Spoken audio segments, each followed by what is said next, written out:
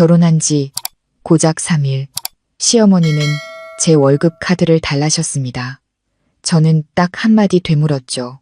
형님도 드렸어요? 그 한마디에 집안은 발칵 뒤집혔고 저는 그 길로 짐을 싸서 나왔습니다. 다음 날 제 핸드폰에는 부재중 전화 99통이 찍혀 있었죠.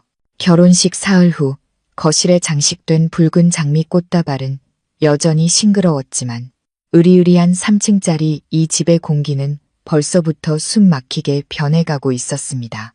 저는 화장대 앞에 앉아 진주 귀걸이를 빼며 거울 속 제 얼굴을 들여다보았습니다. 매일 보던 제 모습 그대로였지만 눈가에는 어느새 피로가 서려 있었죠. 시집살이라는 건 제가 봐왔던 로맨틱 드라마처럼 간단한 일이 아니었습니다. 똑똑똑 건조하고 다급한 노크 소리가 들려왔습니다. 제가 들어오라는 말을 하기도 전에 육중한 원목문이 활짝 열렸습니다. 시어머니인 박 여사님이 평소처럼 근엄한 표정으로 들어오셨습니다. 고운 빛깔의 실크 옷을 입으신 손에는 정갈하게 자른 오렌지 접시가 들려 있었죠.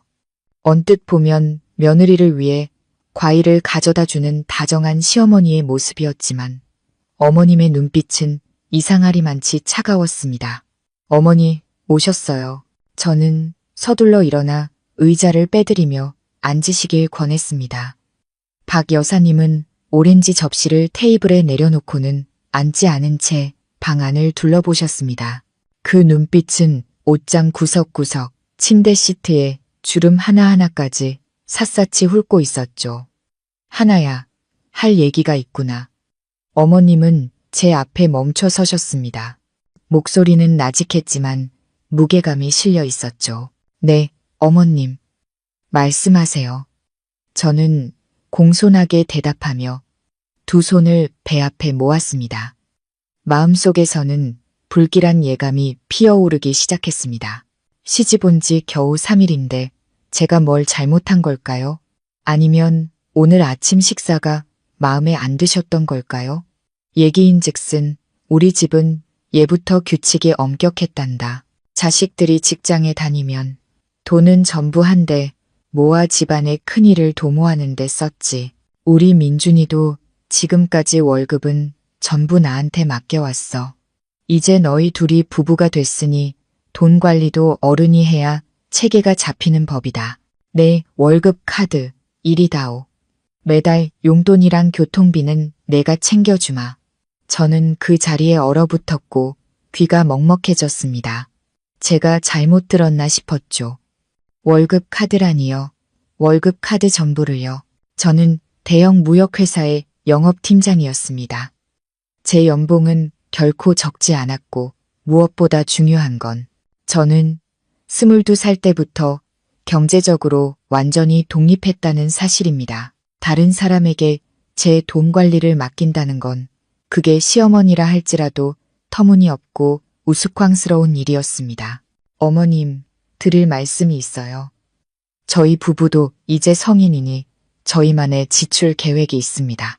매달 생활비와 용돈은 꼭 챙겨드리겠지만 월급 카드는 제가 직접 관리하면서 업무를 보는 게 좋을 것 같아요.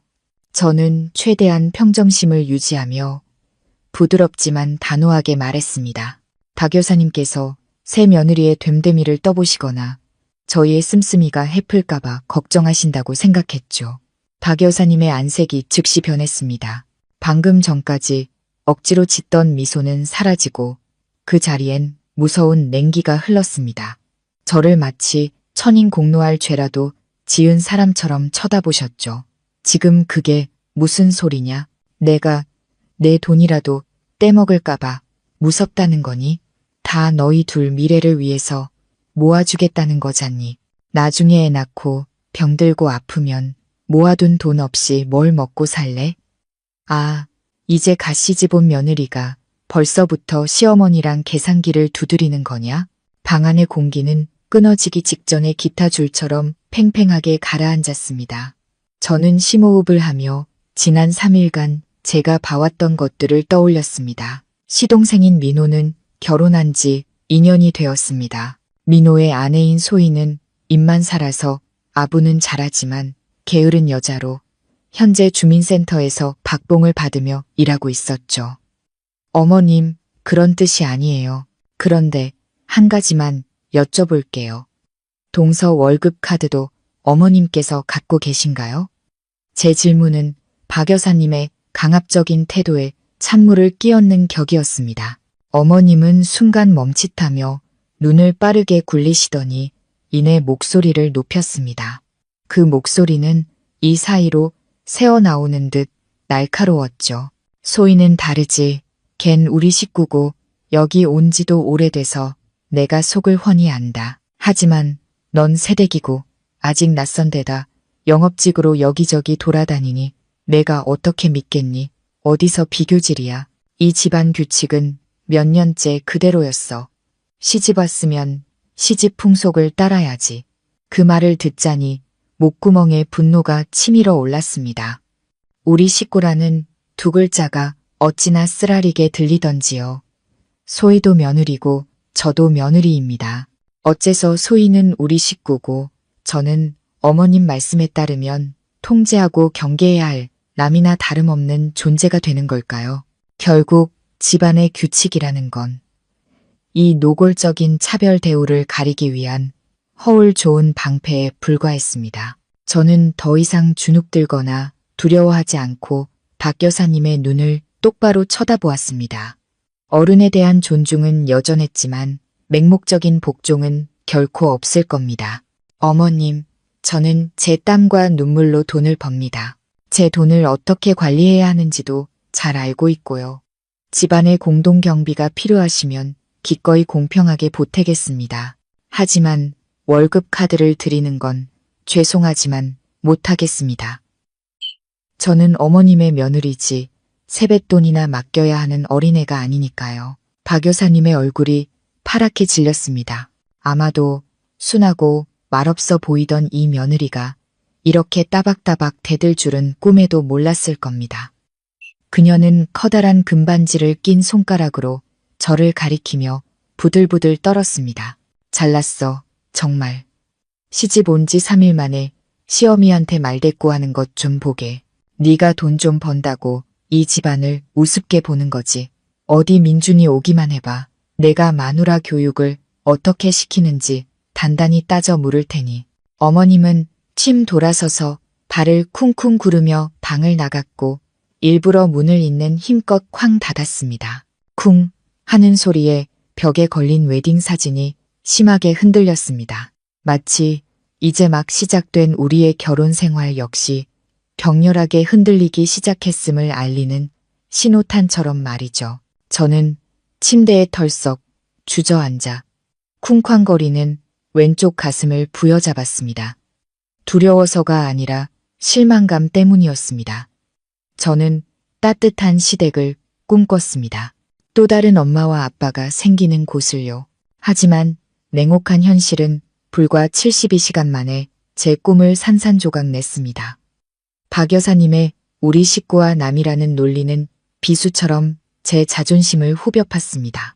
결국 어머님 눈에 저는 사랑해야 할 가족 구성원이 아니라 통제하고 착취해야 할 노동도구, 돈 버는 기계에 불과했던 겁니다.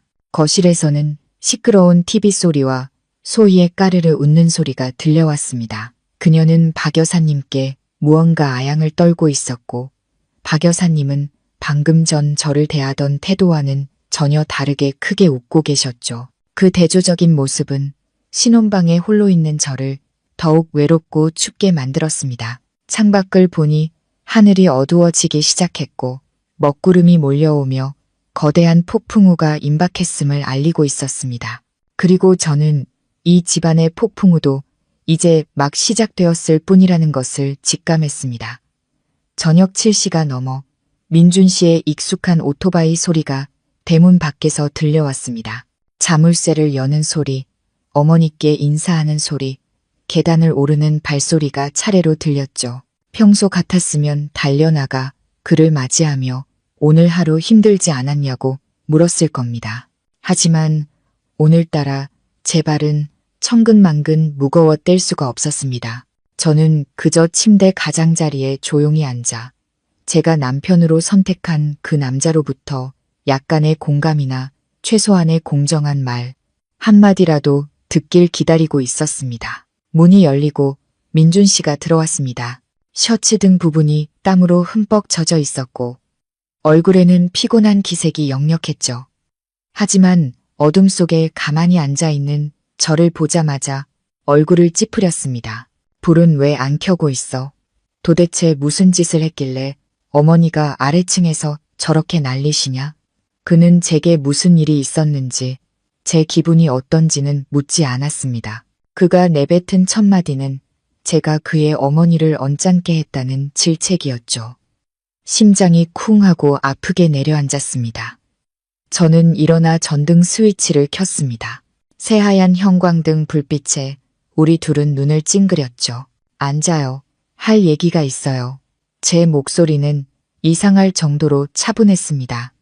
민준 씨는 긴 한숨을 내쉬며 서류 가방을 책상에 던지고 의자에 앉았습니다. 마치 신문이라도 당하는 사람처럼 잔뜩 지친 표정이었죠.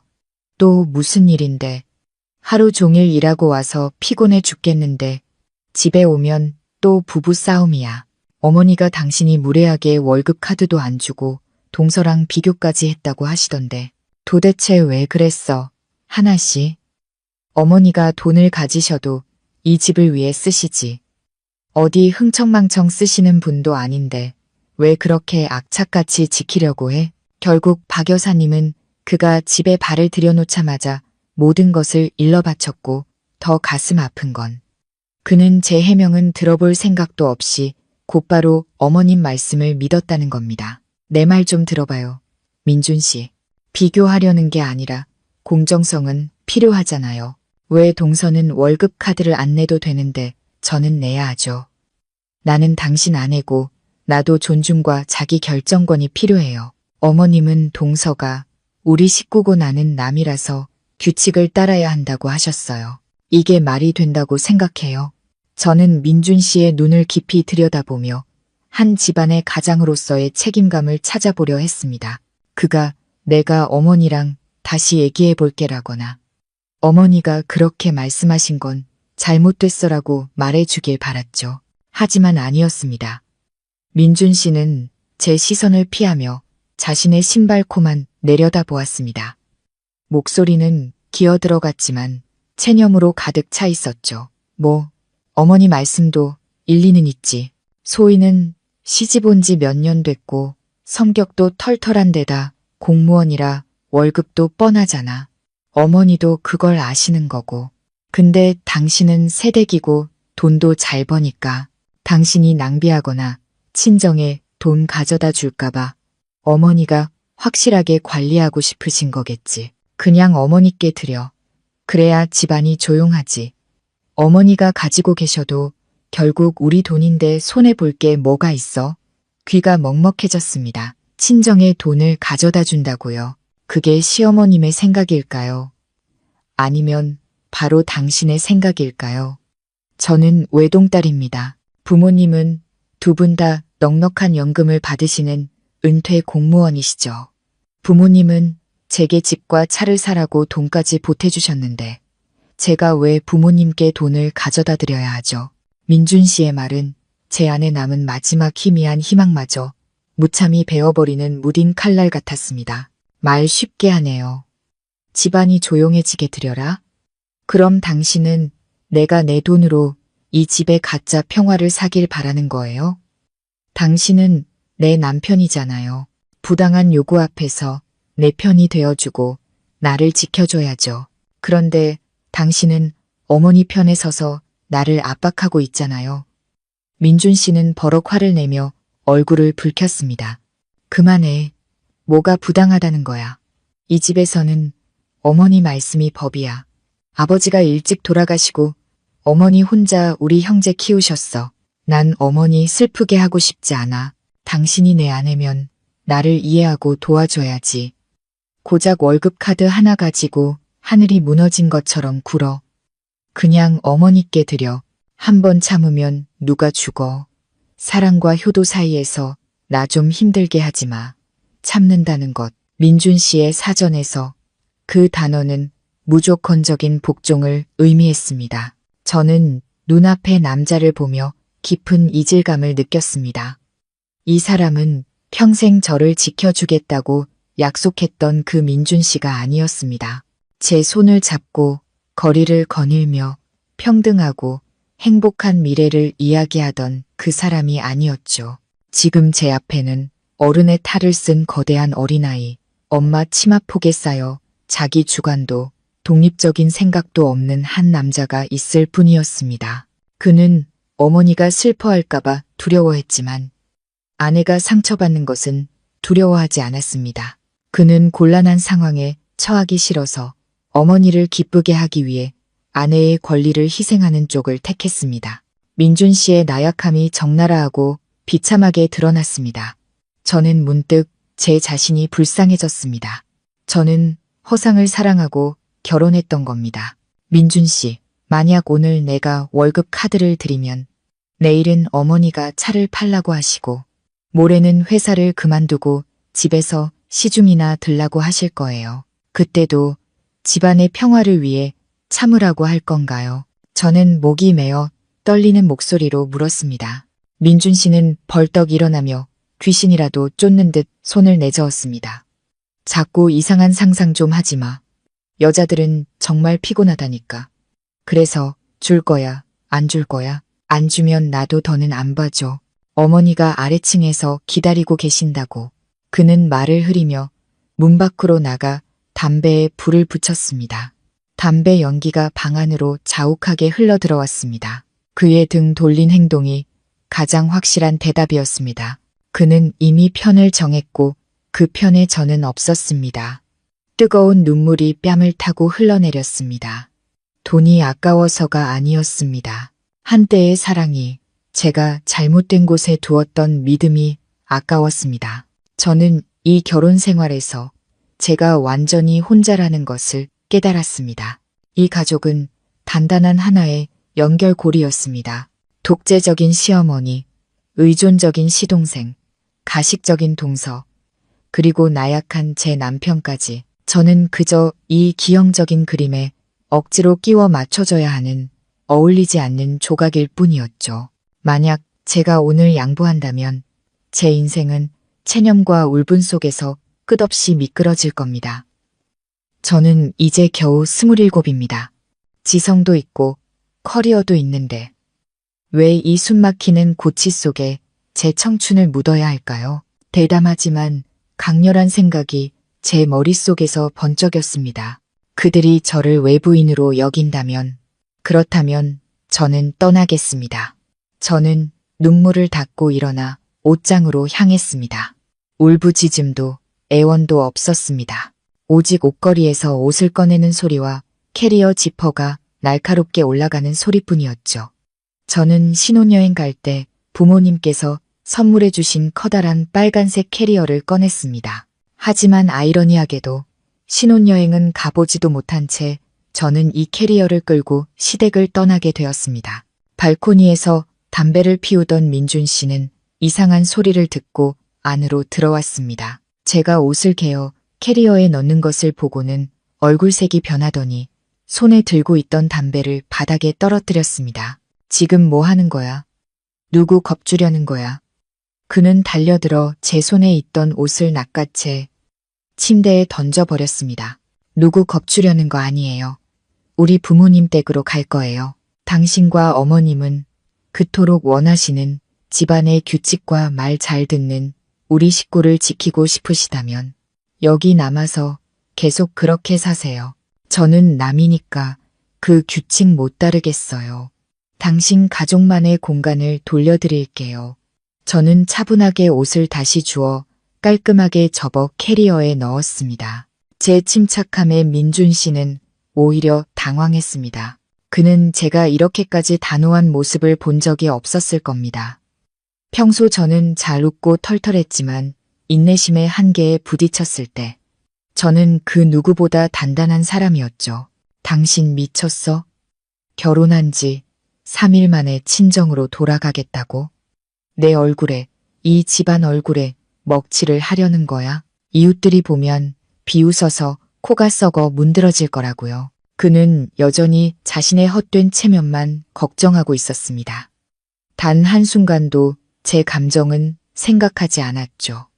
당신 체면이 내 행복보다 더 중요해요?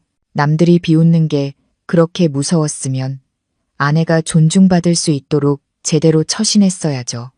이제 비켜요. 나 가야겠어요. 저는 캐리어 뚜껑을 닫고 지퍼를 단호하게 쫙 하고 올렸습니다. 핸드백을 들고 캐리어를 끌며 곧장 문으로 향했습니다.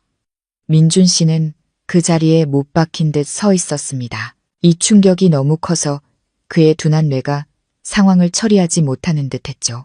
제가 캐리어를 끌고 계단 아래에 다다랐을 때 거실에서 TV를 보던 가족들이 일제히 돌아보았습니다. 사과를 깎던 박 여사님의 손에 들린 칼이 멈췄고 소파에 길게 누워 휴대폰을 만지작거리던 민호와 소희도 벌떡 일어났습니다. 너 어디 가려는 게냐? 이 시간에 캐리어는 왜 끌고 나와? 박 여사님이 놀라서 갈라진 목소리로 소리쳤습니다. 어머님, 저 부모님 댁으로 가겠습니다. 저는 이 댁의 생활 방식과 맞지 않는 것 같아요.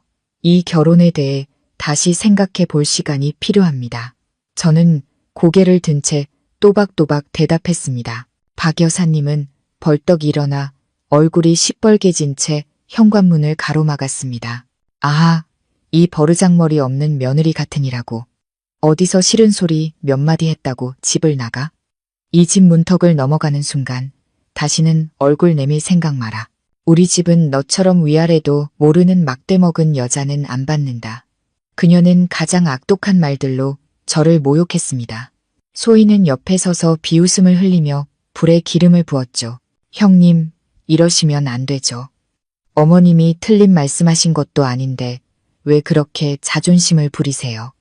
며느리는 참을 줄도 알아야죠. 누가 애처럼 조금만 뭐라고 하면 집 나간다고 협박해요. 형님 때문에 아주버님이 얼마나 창피하겠어요. 저는 소희를 돌아보았습니다. 제 날카로운 눈빛에 그녀는 찔끔하며 입을 다물었죠. 동서, 입 다물어요. 내 일에 동서가 끼어들 차례 아니에요. 착한 며느리 연기는 아주 잘하시네요. 계속 그렇게 연기하세요. 나는 연기 못하겠으니까. 그때서야 민준 씨가 위층에서 달려내려왔습니다. 하지만 제 편을 들거나 어머니를 말리는 대신 그는 제 팔을 붙잡고 뒤로 끌어당겼습니다. 하나 씨, 그만 좀 해. 당장 방으로 들어가. 어머니 화나셨잖아. 더는 화나게 하지 마. 저는 민준 씨의 손을 세게 뿌리쳤습니다. 분노에서 나온 힘에 그는 비틀거리며 뒤로 물러섰죠. 이거나요. 좀 봐요. 당신 어머니는 나를 욕하고 모욕하고 있는데 당신은 나더러 방에 숨으라고요. 비겁한 것도 정도가 있지, 민준 씨. 제가 내뱉은 비겁하다는 말은 민준 씨의 뺨을 때리는 것과 같았습니다.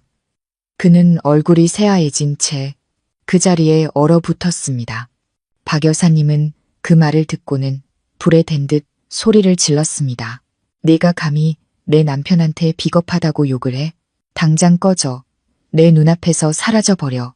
내가 우리 민준이한테 새 장가 들여줄 테니 너 같은 며느리 우리 집엔 필요 없어. 그녀는 저를 문 밖으로 밀쳐냈습니다. 저 또한 이 지옥 같은 곳에 더는 미련이 없었습니다. 저는 고개도 돌리지 않고 캐리어를 끌고 마당으로 나섰습니다. 등 뒤에서 철문이 쾅 하고 닫히는 소리는 마치 모든 인연을 끊어내는 듯 요란했습니다. 밖에는 비가 부슬부슬 내리기 시작했습니다. 차가운 바람이 옷깃을 파고들었지만 춥게 느껴지지 않았습니다. 오히려 가슴이 뻥 뚫리는 듯 가벼워졌죠. 기이한 해방감이 온몸의 세포 하나하나에 퍼져나갔습니다. 저는 그 유독한 고치를 감히 빠져나온 것입니다. 저는 가짜 평온함 대신 자존심을 택했습니다. 마침 지나가는 택시를 향해 손을 흔들었습니다. 나이 지긋한 기사님은 늦은 밤 비를 맞으며 캐리어를 끌고 서 있는 젊은 여자를 안쓰럽게 쳐다보셨습니다. 어디로 가세요? 아가씨, 부모님 댁으로요. 기사님, 삼성동이요. 저는 대답했습니다. 제 목소리는 빗속에서도 단호하게 울려 퍼졌습니다. 차는 움직이기 시작했고 불은 환하지만 사람의 온기는 싸늘했던 3층 집을 뒤로 했습니다. 저는 휴대폰을 꺼내 엄마 번호를 눌렀습니다. 여보세요, 우리 딸. 왜 이렇게 늦게 전화했어? 수화기 너머로 들려오는 엄마의 따뜻한 목소리에 제 눈물샘이 터져버렸습니다. 저는 흐느낌을 참으며 전화기에 대고 말했습니다. 엄마, 나 지금 집에 가고 있어. 문 좀 열어줘. 엄마의 목소리를 듣는 것만으로도 저는 제가 안전하다는 것을 알았습니다. 바깥의 폭풍우가 아무리 거세도 부모님 집의 문 뒤에는 언제나 평온함이 있으니까요. 하지만 제 싸움이 여기서 끝나지 않았다는 것도 알고 있었습니다. 시댁의 탐욕 뒤에 숨겨진 어두운 비밀들은 여전히 어둠 속에 있었습니다. 그리고 이 하나는 제 자존심을 짓밟은 자들을 결코 가만두지 않을 겁니다. 택시는 삼성동의 익숙한 집 대문 앞에 멈춰섰습니다. 노란 가로등 불빛 아래 아버지가 가꾸시던 부겐빌레아 화단이 여전히 한쪽에서 화사하게 피어 있었습니다. 그 모습이 이상하리만치 평온하고 굳건해 보였죠. 저는 택시비를 내고 무거운 캐리어를 끌고 내렸습니다. 익숙한 느낌이 밀려오며 코끝이 찡해졌습니다. 여기가 진짜 집이었습니다. 제가 방금 도망쳐 나온 그 차갑고 계산적인 곳이 아니라 무조건적인 사랑 속에서 태어나고 자란 곳이었죠. 철문이 천천히 열렸습니다. 희끗희끗한 머리에 엄마가 얇은 카디건만 걸친 채 황급히 뛰쳐나오셨습니다. 보슬비를 맞으며 빨간 캐리어 옆에 웅크리고 서 있는 저를 보시고는 순간 멈칫하시더니 겁에 질린 목소리로 외치셨습니다. 세상에, 우리 딸 어쩌다 이 꼴이 된 거야. 하나야, 무슨 일이야. 엄마는 달려와 저를 꼭 껴안으셨습니다.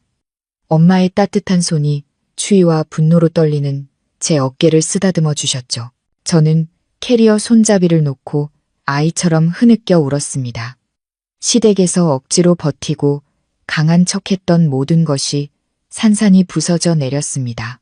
엄마의 품속에서 저는 더 이상 사려 깊은 며느리일 필요도 참을성 있는 아내일 필요도 없었습니다.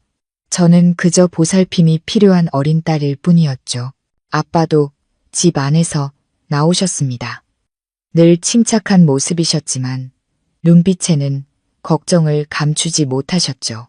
아빠는 별 말씀 없이 제 캐리어를 집 안으로 옮기시고는 다시 돌아와 엄마와 저를 거실로 부축해 주셨습니다. 일단 안으로 들어가자. 무슨 일이든 천천히 얘기해.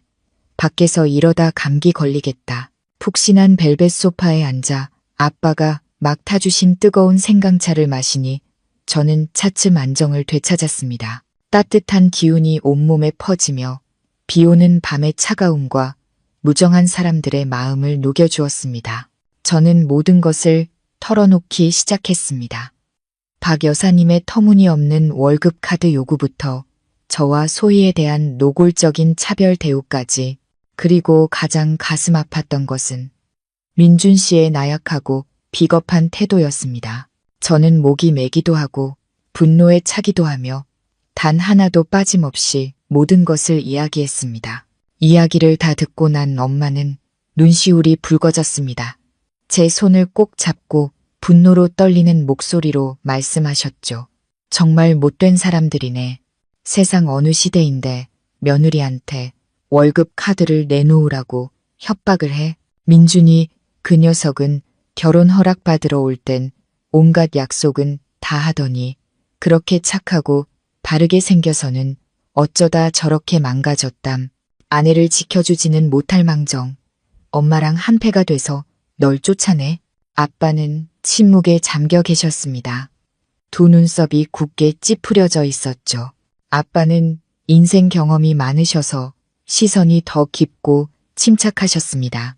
아빠는 찻잔을 내려놓고 저를 단호한 눈빛으로 바라보셨습니다. 하나야, 네가 잘한 거다. 아빠 엄마가 널 키우고 번듯하게 교육시킨 건 남의 집에 가서 돈 버는 기계가 되거나 인격 모독을 당하라고 한 게 아니야. 그쪽에서 우리를 존중하지 않는데 우리가 굳이 고개 숙이고 애원할 필요는 없지. 그냥 여기서 아빠 엄마랑 같이 지내자. 모든 일에는 다 해결책이 있는 법이고 우리 집에 내 밥그릇 하나 없을까봐. 아빠의 말씀은 마음의 폭풍 속에서 제가 굳건히 설 수 있도록 해주는 든든한 버팀목이 되어 주었습니다. 저는 부모님께서 딸이 결혼 3일 만에 짐을 싸들고 돌아온 것을 보고 얼마나 가슴 아프실지 잘 알고 있었습니다.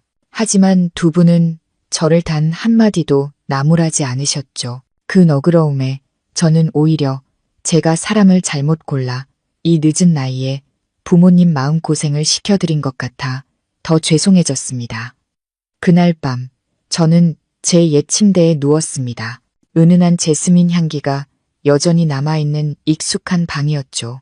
엄마는 제 옆에 누워 제가 어렸을 때처럼 등을 가만히 토닥여 주셨습니다. 뒤숭숭한 잠이 찾아왔고 저는 꿈속에서 끝이 보이지 않는 깊은 구덩이로 떨어지고 있었습니다. 주위에서는 박 여사님의 비웃음 소리와 민준 씨의 무감각한 눈빛이 저를 맴돌았습니다. 하지만 그때 크고 따뜻한 손이 제 손을 잡아 위로 끌어올려 주었죠. 저는 깜짝 놀라 잠에서 깼습니다. 온몸이 땀으로 흠뻑 젖어 있었죠. 밖에서는 여전히 비가 추적추적 내리며 앞으로의 날들이 결코 평탄하지 않을 것임을 예고하고 있었습니다. 제 휴대폰이 나무 탁자 위에서 요란하게 진동했고 어두운 밤에 액정이 환하게 빛났습니다. 시계를 힐끗 보니 새벽 2시가 넘은 시간이었습니다. 제가 한때 애정을 담아 저장했던 사랑하는 남편이라는 이름이 지금은 지독한 조롱처럼 화면에 떠 있었습니다. 세어보니 오늘 밤에만 벌써 99번째 걸려온 전화였습니다. 민준 씨는 쉴 새 없이 제게 전화를 걸었습니다. 제 안위를 걱정해서도 아니고 후회해서도 아니었을 겁니다. 저는 민준 씨와 그 가족의 성격을 너무나 잘 알고 있었습니다. 그들은 황금알을 낳는 거위를 잃을까봐, 그들이 차지하려 했던 매달 들어오는 월급 카드를 잃을까봐 두려워 전화를 하는 것이었습니다. 저는 휴대폰을 들어 거절 버튼을 눌렀습니다. 전원을 끄고 휴대폰을 옆으로 던져버린 뒤 이불을 머리끝까지 뒤집어 썼습니다. 하지만 그가 이전에 보냈던 문자 메시지들과 함께 환청처럼 벨 소리가 귓가에 맴돌았습니다. 당장 돌아와. 어머니 혈압 오르셨어. 어머니 돌아가시는 꼴 보고 싶어? 애처럼 굴지 마. 부부끼리 할 얘기가 있으면 문 닫고 해야지. 이렇게 내 얼굴에 먹칠을 해. 안 돌아오면 다시는 내 얼굴 볼 생각 마. 협박과 질책, 그리고 애처로운 애원이 뒤섞인 문자 메시지들 속에는 진심 어린 사과 한마디조차 없었습니다. 오는 길에 안전했는지, 비에 젖지는 않았는지 묻는 말 한마디도 없었습니다. 민준 씨의 눈에는 그의 체면과 어머니의 건강만이 가장 중요했던 겁니다. 제 감정과 자존심은 신경 쓸 가치도 없는 쓰레기였던 거죠. 다음 날 아침, 저는 퉁퉁 부은 눈으로 일어났습니다. 부모님은 일찍 일어나셔서 정성껏 아침 식사를 준비해 주셨죠. 집안 공기는 평소보다 무겁게 가라앉아 있었습니다. 아빠는 신문을 읽고 계시다가 제가 내려오는 것을 보고 신문을 접으며 온화하게 웃어주셨습니다. 일어났구나, 우리 딸. 와서 뜨거울 때 아침 먹어라. 엄마가 네가 좋아하는 김치찌개 끓여놨어. 저는 식탁에 앉아 억지로 찌개를 한 숟갈 떠먹었지만 목구멍이 써서 넘어가질 않았습니다. 아빠가 저를 보며 슬픈 목소리로 말씀하셨습니다. 오늘 아침에 민준이가 아빠한테 전화했더라. 네가 제멋대로 집을 나가서 자기 엄마가 충격으로 쓰러져 응급실에 실려갔다고 하더구나. 아빠 엄마더러 너를 설득해서 시어머니께 사과드리러 오게 해달라고 하더라. 저는 숟가락을 그릇에 쨍 소리가 나게 떨어뜨렸습니다. 또 그 진부한 수법이었습니다. 박 여사님은 황소처럼 건강해서 어제 아침에는 에어로빅도 하시고 저녁에는 저를 향해 악을 쓰셨는데 그렇게 쉽게 쓰러지실 리가 없었습니다. 아빠, 그 사람 말 믿지 마세요. 그 모자, 지금 연극하는 거예요. 제가 돈 문제로 계속 시달리게 하려고 다시 돌아오라는 거죠. 그 집 사람들 속셈, 이제 뻔해요. 엄마가 뜨거운 계란찜을 식탁에 내려놓으시며 차갑게 코웃음을 치셨습니다. 나도 그럴 줄 알았다. 아까 나한테도 전화 와서는 걱정하는 척하더니 말끝마다 네가 예물이랑 돈을 챙겨서 나갔다는 얘기만 하더라. 그래서 내가 쏘아 붙였지. 우리 딸은 옷까지 든 캐리어 하나만 들고 왔소. 댁들 돈은 한 푼도 없으니 그리 아시오. 그랬더니 우물쭈물하다가 전화를 끊더라. 정말 이랬다 저랬다 하는 인간들이야. 엄마의 말을 듣고 저는 순간 정신이 번쩍 들었습니다. 예물과 돈, 맞아요. 결혼식 날 부모님께서는 제게 예물로 골드바 10개와 제 이름으로 된 5억 원짜리 예금 통장을 주셨습니다. 골드바는 저희 부부 침실에 있는 금고에 잘 넣어두었고 열쇠는 제가 가지고 있었죠. 하지만 예금 통장과 하객들이 주신 축예금은요. 저는 서둘러 방으로 올라가 캐리어를 뒤졌습니다. 제 개인 주얼리 상자는 그대로 있었지만 어제 챙겨오려 했던 예물금을 담아둔 작은 나무 상자가 사라졌습니다. 옷을 챙길 때 캐리어에 넣기 편하도록 옷장 위에 올려두었던 것이 분명히 기억났습니다. 하지만 민준 씨와 실랑이를 벌이고 박 여사님께 밀쳐지는 혼란 속에서 깜빡 잊어버린 것이 틀림없었습니다. 아니면 더 나쁘게는 누군가 제가 챙기기 전에 재빨리 숨겨버렸을 수도 있죠. 예금 통장은 회사 가방에 넣어두어서 여기 있었습니다. 하지만 문득 한 가지 사실이 떠올랐습니다. 결혼 일주일 전 민준 씨가 제게 예금 통장과 주민등록증을 빌려달라고 했습니다. 나중에 생활비를 관리하기 편하게 부부 공동계좌를 만들겠다면서요. 그때는 예비 남편을 믿었기 때문에 바로 건네주었습니다. 얼마 후 그는 서류가 부족해서 만들지 못했다며 돌려주었죠. 제 마음이 불처럼 타올랐습니다. 끔찍한 의심이 머릿속을 파고들기 시작했죠. 저는 서둘러 휴대폰을 켜고 은행 콜센터에 전화해 잔액을 확인했습니다. 여보세요. 예금 계좌 잔액 좀 확인하고 싶은데요. 계좌번호는 몇 분간의 신원 확인과 긴장된 기다림 끝에 콜센터 직원의 목소리가 들려왔고 저는 그 자리에 얼어붙었습니다. 손발에 힘이 쭉 빠졌죠. 고객님, 해당 예금 통장은 10월 15일, 즉 5일 전에 이미 해지 처리되었습니다. 5억 원의 금액은 박민호님 명의의 계좌로 이체되었습니다. 저는 휴대폰을 바닥에 떨어뜨렸습니다. 10월 15일, 결혼식 바로 3일 전이었습니다. 박민호는 바로 민준 씨의 동생이었죠. 그들은 제가 정식으로 시댁에 발을 들여놓기도 전에 제 재산을 가로챌 계획을 세웠던 겁니다. 민준 씨는 저를 속여 몰래 제 돈을 전부 인출해서 자기 동생에게 넘긴 것이었습니다. 맹렬한 분노가 치밀어 올라 제 심장을 태워버릴 것 같았습니다. 이건 더 이상 시어머니와 며느리의 갈등이나 월급 카드 문제가 아니었습니다. 이건 조직적인 사기 사건이었고 그 사기꾼들은 바로 제가 남편이라 가족이라 불렀던 사람들이었습니다. 저는 주먹을 꽉 쥐었습니다. 손톱이 살을 파고들어 아팠습니다. 좋아요. 그렇게 정면으로 나오시겠다. 이거죠. 저도 끝까지 상대해드리죠. 저는 침대에 멍하니 앉아 있었습니다. 머릿속은 혼란스러웠고 민준 씨를 만나고 결혼하기까지의 기억의 파편들을 끼워 맞추고 있었죠. 연애할 때는 콩깍지가 씌어 이성을 마비시켰고 지금 생각해보니 너무나 어리석게도 이상한 징후들을 무시해버렸습니다. 처음 민준 씨 집에 인사드리러 갔던 날이 기억났습니다.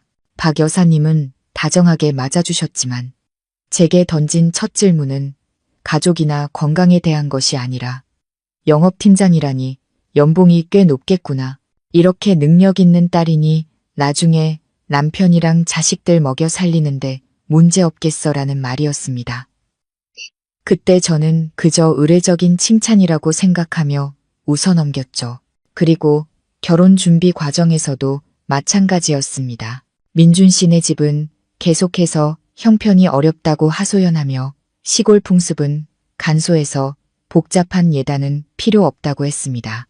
하지만 예물 이야기가 나오자 박 여사님은 딸이 시집갈 때는 친척들 보기 부끄럽지 않게 어느 정도 미천은 있어야 시댁 체면이 서는 법이라며 은근히 압박했습니다. 부모님은 제가 기죽는 것을 원치 않으셔서 골드바 10개와 5억 원 예금 통장을 준비해 주셨고 결혼 후에 차를 살 돈도 보태주시겠다고 약속하셨죠. 그 소식을 들었을 때 박 여사님과 민준 씨의 눈은 자동차 헤드라이트처럼 번쩍였습니다. 특히 민준 씨의 동생 민호는 더욱 그랬죠. 그는 항상 멋진 옷차림에 최신형 휴대폰을 쓰고 비싼 스쿠터를 타고 다녔지만 안정적인 직업은 없었습니다. 민준 씨는 민호가 친구들과 함께 IT 금융 쪽 사업에 투자하고 있는데 아주 유망하다고 말했죠. 한 번은 민호가 몰래 통화하는 것을 본 적이 있습니다. 돈 문제로 다투는 듯 목소리가 날카로웠지만 저를 보자마자 황급히 전화를 끊고 어색하게 웃었죠. 결국 모든 것이 완벽한 연극이었습니다. 그들은 사랑할 며느리가 아니라 돈을 캐낼 대상, 제가 알지 못하는 어떤 재정적 구멍을 메워줄 사람이 필요했던 겁니다. 그리고 높은 연봉과 유복한 가정 환경을 가진 저는 그들이 노린 살찐 먹잇감이었던 거죠. 저는 눈물을 닦고 일어나 세수를 했습니다. 지금 이 순간 약해져서는 안 됐습니다. 우는 것만으로는 아무것도 해결되지 않죠. 증거가 필요했습니다. 그 5억 원이 정확히 어디로 갔는지, 그리고 민호가 도대체 무슨 짓을 하기에 그렇게 큰 돈이 필요한지 알아내야 했습니다. 저는 휴대폰을 들어 지연이에게 전화했습니다. 대학 시절부터 가장 친한 친구로 현재 대형 은행에서 신용위험관리팀 차장으로 일하고 있었죠. 지연이는 똑똑하고 날카로우며 금융계의 인맥이 아주 넓었습니다. 여보세요, 지연아. 나 급하게 부탁할 게 있어. 박민호라는 사람 신용기록이랑 연체 내역 좀 확인해 줄 수 있을까? 주민등록번호는 수화기 너머에서 지연이는 잠시 망설였지만 제 심각한 목소리를 듣고는 바로 수락했습니다. 알았어. 일단 진정해. 내가 CIC 시스템에서 확인해보고 채권 추심팀에 있는 친구들한테도 물어볼게. 결과 나오면 바로 알려줄게. 무슨 심각한 일이야? 나 사기당했어, 지연아. 그 집안 전체가 날 속였어. 자세한 건 나중에 얘기해 줄게. 지금은 증거부터 필요해. 전화를 끊고 저는 초조하게 기다렸습니다. 시간은 고문처럼 느리게 흘러갔습니다. 1분 1초가 지날 때마다 제 믿음은 칼에 베이는 듯 했습니다. 부모님은 제 긴장한 모습을 보고 더는 묻지 않으시고 가끔 오렌지 주스나 과일 접시를 가져다 주시며 말없이 걱정스러운 눈빛을 보내실 뿐이었죠. 점심때쯤 휴대폰이 울렸습니다. 지연이었습니다. 심장이 쿵쾅거렸죠. 하나야. 자세한 파일은 이메일로 보냈어. 근데 미리 말해두는데 마음 단단히 먹어야 할 거야. 내 시동생 박민호라는 사람 보통이 아니더라. 여러 금융기관 블랙리스트에 올라 있어. 뭐라고? 빚이 그렇게 많아?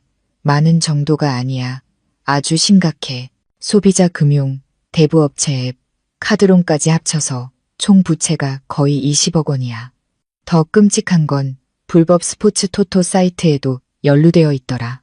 대출 앱 같은 건 빙산의 일각이고 사채업자들한테 진 빚은 내가 확인할 수 없지만 분명 적지 않을 거야. 내 돈 500만 원. 아니, 5억 원을 가져갔다고.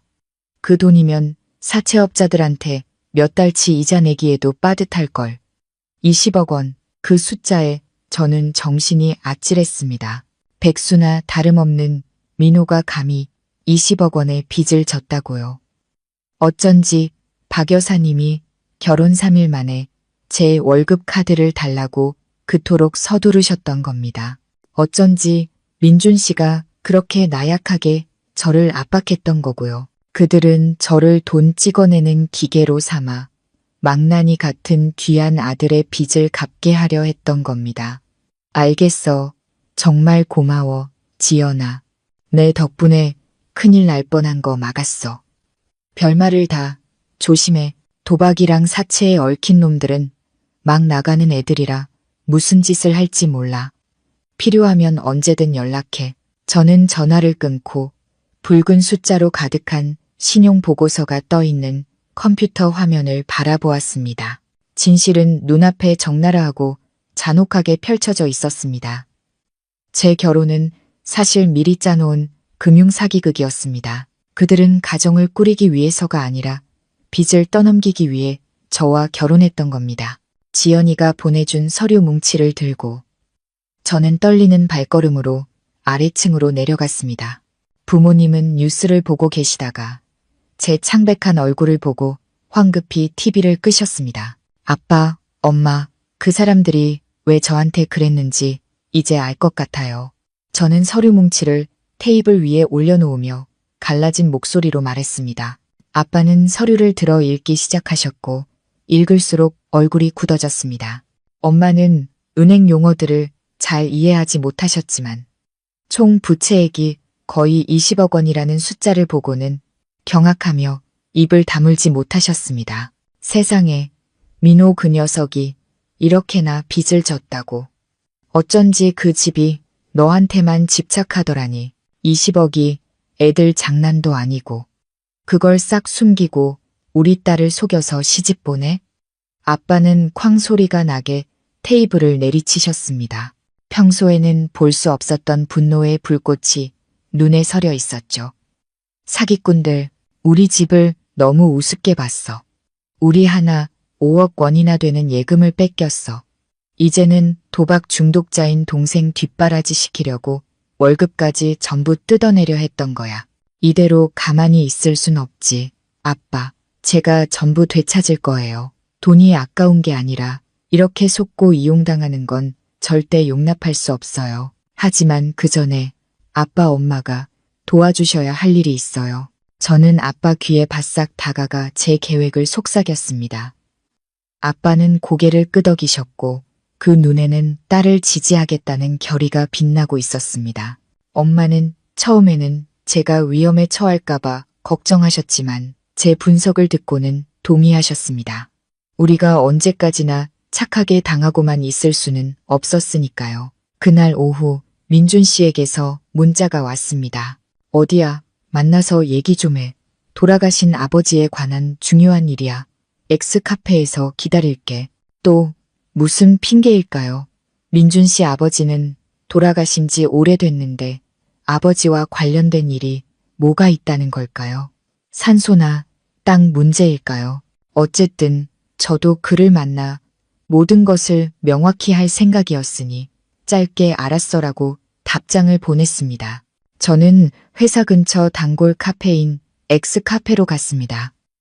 민준 씨는 이미 그곳에 앉아 초조한 표정으로 얼음이 다 녹아버린 아이스커피 잔만 만지작거리고 있었죠.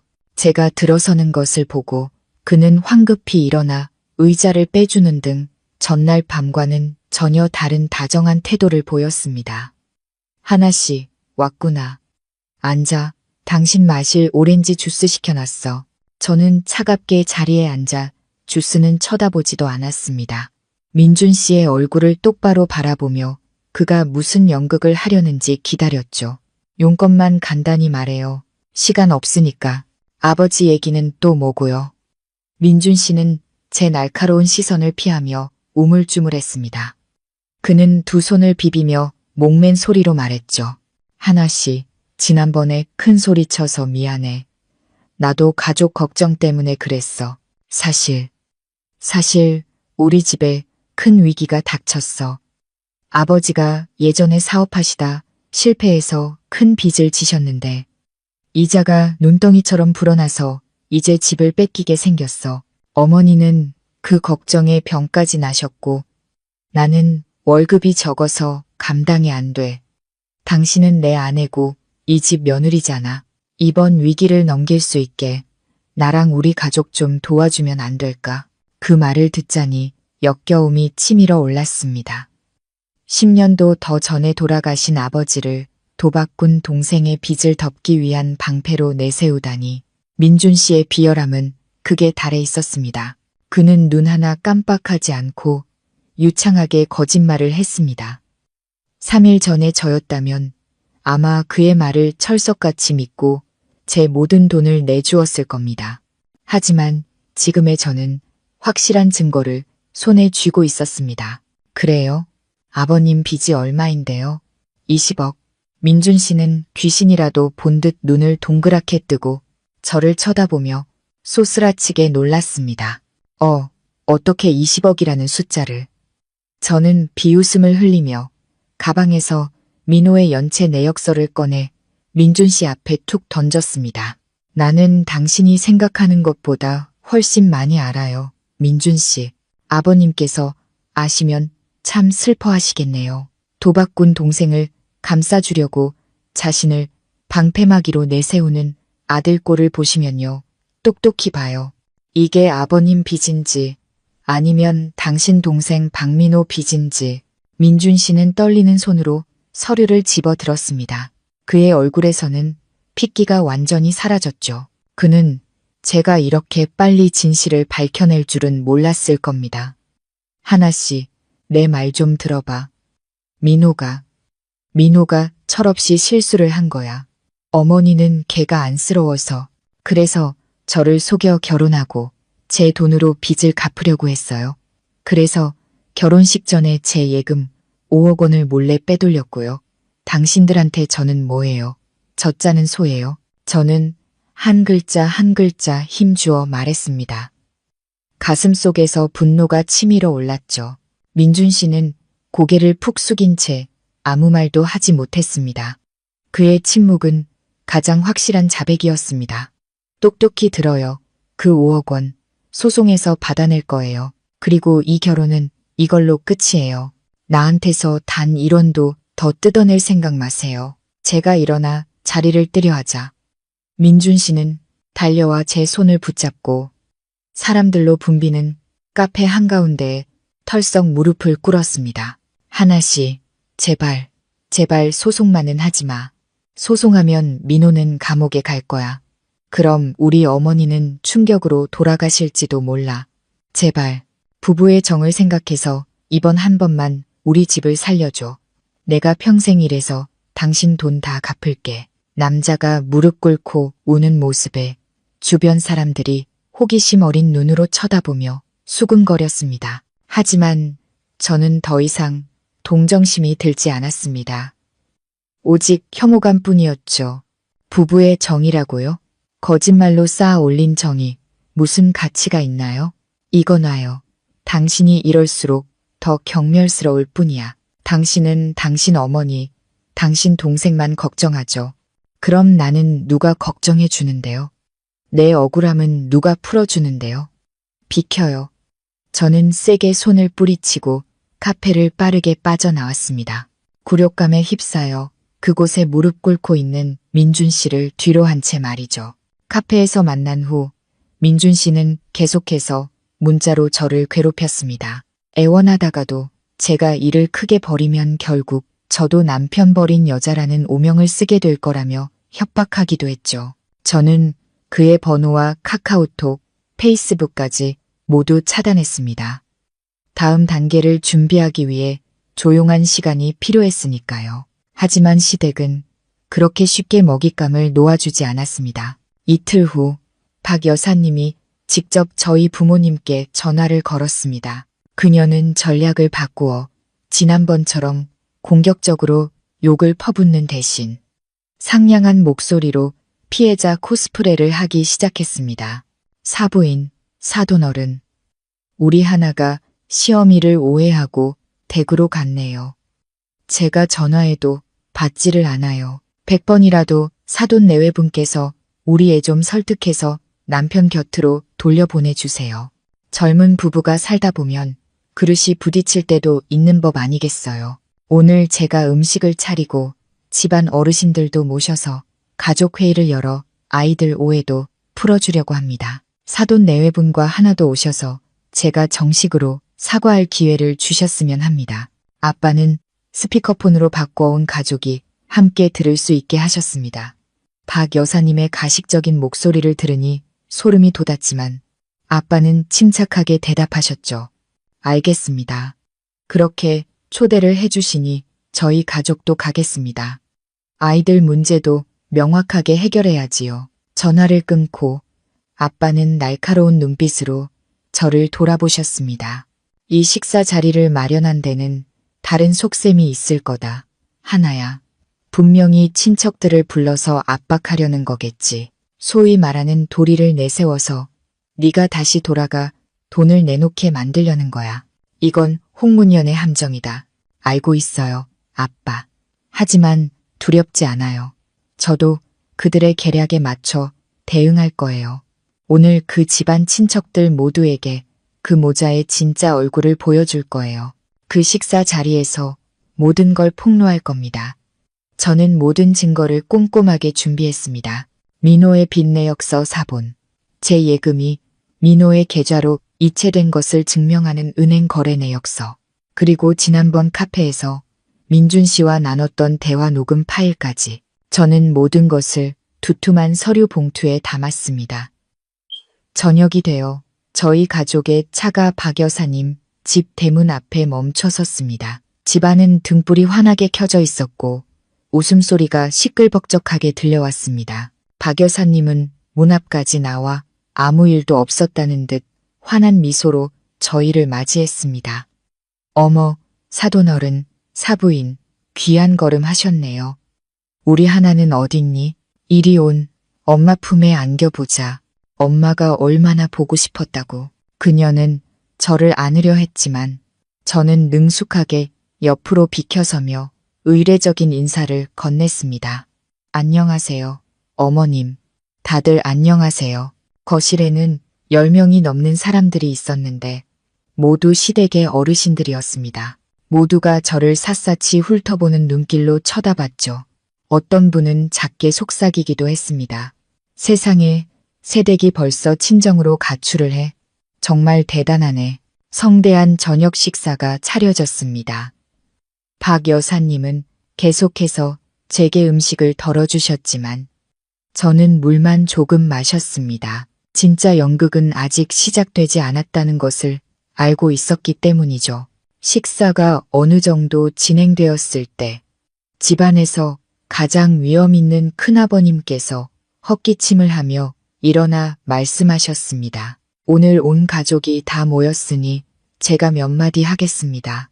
우리 조카 며느리 하나가 이제 막 시집와서 집안 분위기에 익숙지 않아 시어머니와 오해가 좀 있었던 모양이다. 하지만 자식 된 도리, 며느리 된 도리로서 참고 이해하는 법을 배워야지.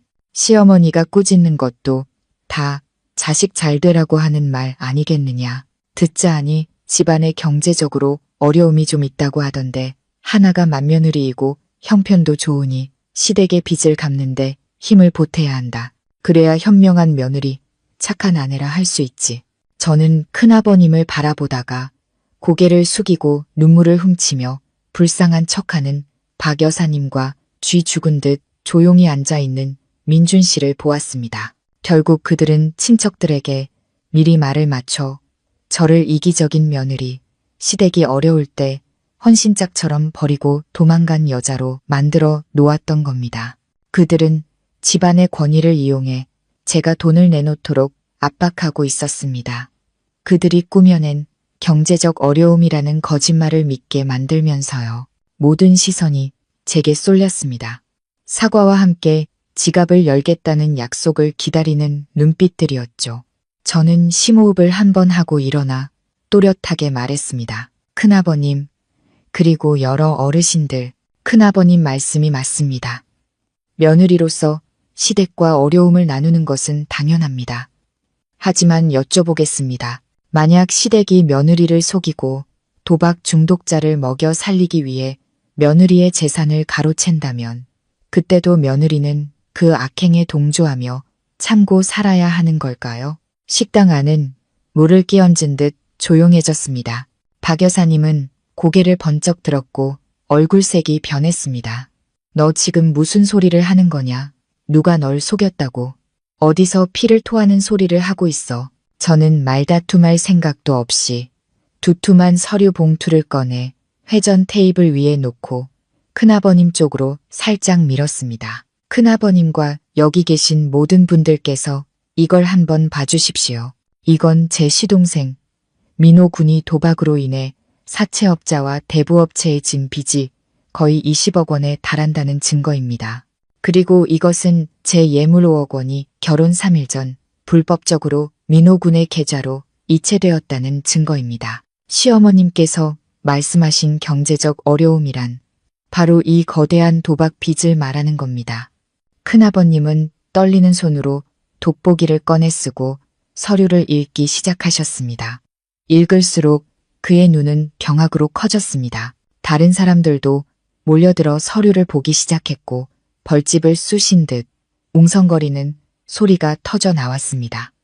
세상에 빚이 20억이라고 민호 저 녀석 집안을 말아먹었구나. 어쩐지 박 여사가 사업빚이라고 하더라니. 알고 보니 도박빚이었어? 심지어 형수 돈까지 뺏어서 동생 빚을 갚아. 정말 파렴치하네. 박 여사님은 얼굴이 하얗게 질려 우물쭈물하며 아무 말도 하지 못했습니다. 민호는 식탁 구석에서 쥐 죽은 듯 몸을 웅크리고 있었고 얼굴에서는 핏기가 가셨습니다. 민준 씨는 식탁에 머리를 박고 고개를 들지 못했죠. 가족의 위기라는 연극은 그렇게 막을 내렸습니다. 제 선언 이후 거실의 공기는 마치 얼어붙은 듯 했습니다. 웅성거리던 소리는 잦아들고 천장 선풍기가 윙윙 돌아가는 소리만 선명하게 들렸죠. 큰아버님은 은행 거래 내역서와 빚 목록을 손에 든 채 돋보기 너머로 눈을 가늘게 뜨고 이마에 주름을 잡으셨습니다. 그는 한 장 한 장 페이지를 넘겼고 종이가 넘어갈 때마다 마치 박 여사님 집안의 명예를 묻는 관에 못을 박는 소리처럼 들렸습니다. 큰아버님은 고개를 들었습니다. 그의 눈빛은 더 이상 맹목적인 비호가 아닌 극도의 분노로 바뀌어 있었습니다. 그는 서류 뭉치를 테이블에 쾅 하고 내리쳤고 찻잔들이 흔들리며 맑은 차가 새하얀 식탁보 위로 쏟아졌습니다. 재수 씨, 이게 어떻게 된 일인지 당장 설명해 보시오. 민호 녀석이 이렇게 도박빚에 허덕이고 있는데 감히 집안 사업이 망했다고 거짓말을 해. 온 집안 식구들을 속이고 사돈댁까지 속여. 심지어 며느리한테 아들 빚을 떠넘기려 해. 이 늙은이를 허수아비로 보는 거요. 박 여사님은 이제 얼굴이 붉은색에서 창백하게 변해 입술을 달싹이며 말을 잇지 못했습니다. 그녀는 도움을 청하듯 민호를 쳐다봤지만 그 귀한 아들은 이제 뜨거운 물을 뒤집어 쓴 쥐처럼 몸을 웅크린 채 찍소리도 못하고 있었습니다. 그녀는 다시 민준을 쳐다봤지만 민준 역시 먹다 남은 밥그릇에 고개를 숙인 채 어깨를 떨고 있을 뿐이었죠. 아주버님, 제 말 좀 들어보세요. 분명 오해가 있을 거예요. 저 하나라는 애가. 걔가 시동생을 모함하려고 증거를 조작한 걸 거예요. 우리 민호가 얼마나 착하고 순한데 어떻게 그런 사회악에 빠지겠어요. 하나, 걔가 시댁이 미워서 꾸민 짓이라고요. 아주버님. 저는 실소가 터져 나왔습니다. 경멸 가득한 씁쓸한 웃음이었죠. 이 지경에 이르러서도 그녀는 뻔뻔하게 발뺌하며 제게 죄를 뒤집어 씌우려 했습니다. 저는 똑바로 서서 박 여사님의 눈을 마주보며 숨 막히는 방 안에 강철 같은 목소리로 외쳤습니다. 제가 증거를 조작했다고요, 어머님. 이 거래 내역서에 은행 직인이 찍혀 있고 지점장 서명까지 있는 거 모르시나요? 지금 당장 은행에 전화해서 확인시켜 드릴까요? 아니면 제가 방금 민호 씨 휴대폰에서 확보한 사채업자들의 빚독촉 전화 녹음 파일을 스피커폰으로 다 같이 들어볼까요? 말을 하면서 저는 휴대폰을 꺼내 번호를 누르는 신호를 했습니다. 박 여사님은 겁에 질려 달려들어 제 휴대폰을 뺏으려 했지만 아빠가 더 빨랐습니다. 아빠는 그녀의 손을 뿌리치고 딸을 보호하셨죠. 평생 온화하셨던 아빠가 이제는 산처럼 굳건히 서서 불타는 눈빛으로 말씀하셨습니다. 내 딸한테 손대지 마시오. 진실이 명백한데도 아직도 발뺌할 셈이오. 당신이 이렇게까지 뻔뻔하고 파렴치한 사람인 줄은 몰랐소. 자식을 망쳐놓고는 그걸 덮으려고 내 딸을 속여 데려왔단 말이오. 우리 집안이 복이 없어서 당신 같은 사돈을 만났구려. 집안의 다른 아주머니, 아저씨들도 웅성거리기 시작했습니다. 그들은 서류를 돌려보며 박 여사님 모자를 향해 손가락질하며 거침없이 비난했습니다. 세상에 사기꾼 집안이었네. 민호 그 녀석 멀쩡하게 생겨서는 도박빚이 저렇게 많다니. 어쩐지 지난번에 박 여사가 집 수리한다고 나한테 2천만 원 빌려달라고 하더니 알고 보니 아들 빚 갚는 데 쓰려고 그랬구먼. 정말 뻔뻔한 집안이야. 며느리가 맞았네. 세상에 어느 며느리한테 시동생 도박 빚을 갚으라고 강요해? 비난의 화살이 사방에서 박 여사님께 날아들었습니다. 그녀는 더 이상 변명할 길이 없자 갑자기 바닥에 쓰러져 발버둥치며 구슬프게 울부짖기 시작했습니다.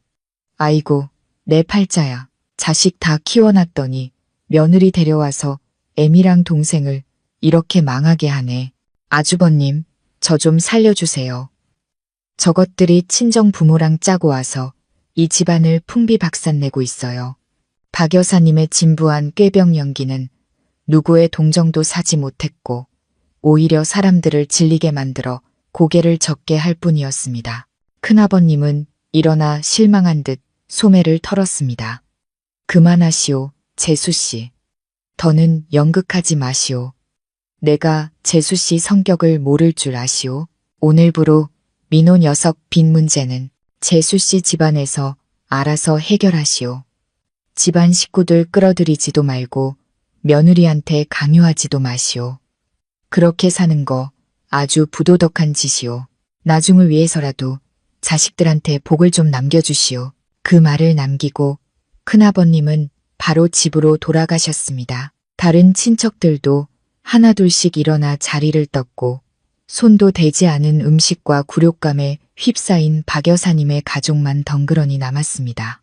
마지막 손님이 대문 뒤로 사라지자 넓은 거실에는 저희 가족과 박 여사님 모자만 남았습니다. 공기는 끊어지기 직전에 기타 줄처럼 팽팽했습니다. 박 여사님은 비틀거리며 일어나 눈물을 닦았습니다. 그녀의 얼굴에는 더 이상 가식 없이 흉악한 기색만이 역력했습니다. 너 잘났구나, 하나야. 감히 온 친척 앞에서 나한테 망신을 줘. 똑똑히 들어. 이 집 문턱을 넘는 순간 넌 이 집 귀신이야. 이 집안을 책임질 의무가 있다고. 내 돈도 우리 집 돈이야.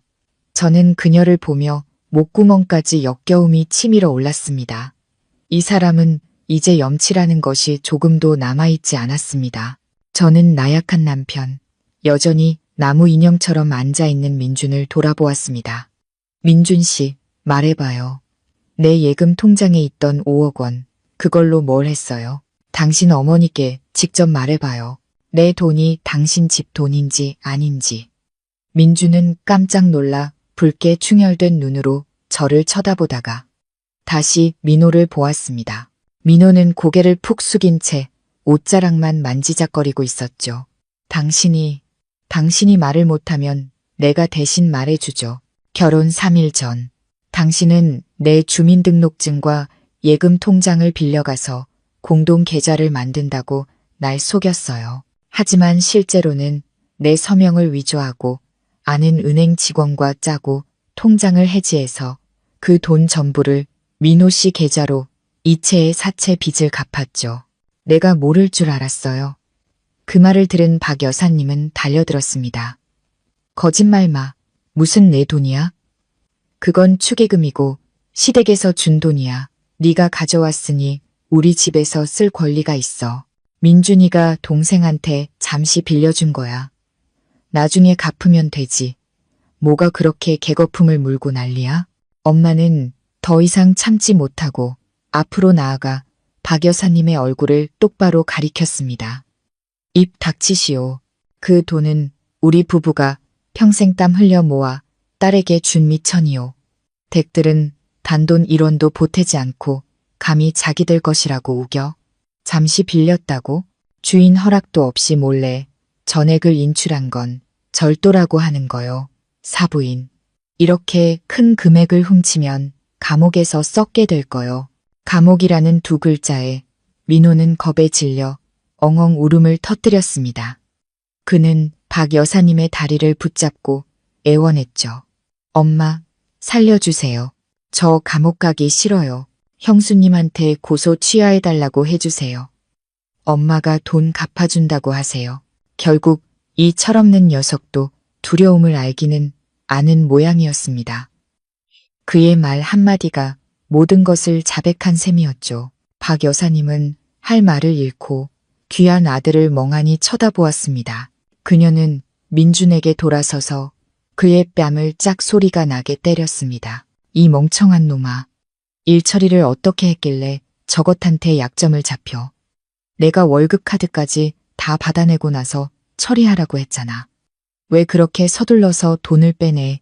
박 여사님의 따귀는 민준의 뺨뿐만 아니라 제 안에 남아있던 마지막 한 조각의 부부의 정까지 산산조각 냈습니다. 결국 모든 것이 그녀의 계획 속에 있었던 겁니다. 민주는 그저 꼭두각시였고 저는 희생양이었습니다. 민주는 뺨을 감싸준 채 어머니를 멍하니 쳐다보았습니다. 그 눈빛에는 고통과 절망이 뒤섞여 있었죠. 아마 이 순간에야 비로소 자신이 얼마나 비참한지 깨달았을 겁니다. 이제 됐어요. 더는 어떤 변명도 듣고 싶지 않아요. 민준 씨, 마지막 기회를 주겠어요. 내 재산을 횡령한 행위를 인정하나요? 솔직하게 인정하면 법정에서 정상 참작을 고려해 볼게요. 그렇지 않으면 우리는 경찰서에서 만나게 될 거예요. 민주는 저를 보며 입술을 달싹였지만 아무 말도 하지 못했습니다. 그는 박 여사님을 쳐다봤고 그녀는 그를 불타는 눈으로 쏘아보며 입을 다물라는 신호를 보냈습니다. 비겁함이 다시 한번 양심을 이겼습니다. 민주는 고개를 숙이고 침묵했습니다. 그 침묵이 바로 이 짧고 비극적인 결혼 생활의 마침표였습니다. 저는 심호흡을 하며 가슴이 강인함으로 가득 차는 것을 느꼈습니다. 저는 더 이상 눈물을 흘리지 않았습니다. 눈물은 가치 있는 사람들을 위한 것이었죠. 이 가족에게는 제 눈물 한 방울조차 아까웠습니다. 알겠어요. 당신의 침묵이 가장 확실한 대답이네요.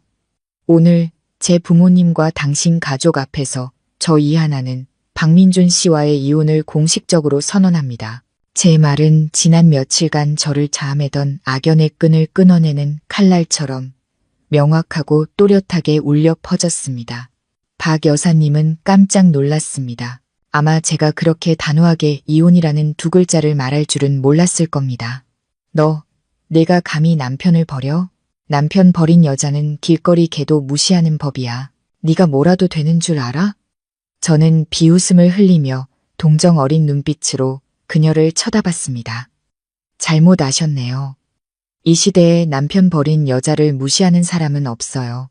사람들은 엄마, 치마폭에 쌓여 사는 남자, 아내 재산이나 훔치는 사기꾼들을 무시하죠. 제가 그 사람을 버리는 건 제 자신을 해방시키는 거고 불행이 아니라 행운이에요. 그리고 어머님, 그 귀한 두 아들 꼭 껴안고 사세요. 며느리 돈 없이 그 20억 빚을 어떻게 감당하실지 한번 지켜보죠. 저는 부모님께 돌아서서 부드러운 목소리로 말했습니다. 아빠, 엄마, 이제 가요. 여기 공기가 너무 탁해서 숨을 쉴 수가 없어요. 아빠는 고개를 끄덕이셨습니다. 아빠는 일어나 옷매무새를 가다듬고 마지막으로 박 여사님의 얼굴을 똑바로 쳐다보셨습니다. 변호사를 통해 당신 가족과 이야기하겠소. 법정에 설 준비나 하시지. 그리고 예물로 준 골드바 10개 어디에 숨겼는지 알고 있어. 내가 모를 줄 아시오. 결혼식 날 내가 직접 금을 건네는 영상을 찍어뒀고 하나를 대신해 금 상자를 챙긴 사람도 바로 당신이었지. 알아서 돌려주는 게 좋을 거요. 그렇지 않으면 죄가 하나 더 늘어날 테니. 그 말을 남기고 아빠는 뒤돌아 문으로 향하셨습니다. 엄마는 제 손을 꼭 잡으셨죠. 우리 모녀는 고개를 든 채 그 뒤를 따랐습니다. 등 뒤에서는 박 여사님의 고함과 저주, 그릇이 깨지는 소리, 민호의 징징거리는 울음소리가 뒤섞여 무너져가는 한 가족의 혼란스러운 합창곡을 만들어내고 있었습니다. 그 무거운 철문을 나서자 오늘따라 밤하늘이 유난히 넓고 맑게 느껴졌습니다. 시원한 밤바람이 마음속에 울분을 날려버렸습니다. 저는 5억 원을 잃고 믿음을 잃었지만 제 자신을 되찾았습니다. 저는 속으로 다짐했습니다. 이건 시작에 불과하다고.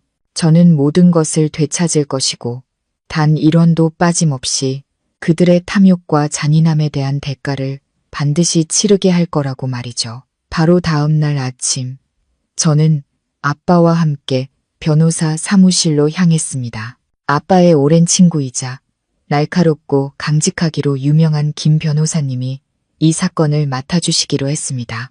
은행 거래 내역서, 민호의 불법 신용기록, 협박 문자, 녹음 파일까지 모든 증거 자료를 검토한 김 변호사님은 고개를 끄덕이셨습니다. 이 사건, 우리가 이길 확률이 아주 높습니다. 하나씩, 민준과 민호의 행위는 사기 및 신용남용 횡령죄의 명백한 징후를 보입니다. 박 여사님 역시 공범으로 책임을 물을 수 있습니다. 우선 일방적 이혼 소송장과 고소장을 경찰서에 제출하겠습니다. 그 후 며칠은 팽팽한 긴장감의 연속이었습니다. 이혼 소송장과 법원의 소환장이 민준 씨 집으로 발송되었습니다. 듣자 하니 소환장을 받은 박 여사님은 연기가 아니라 정말로 기절하셨다고 합니다.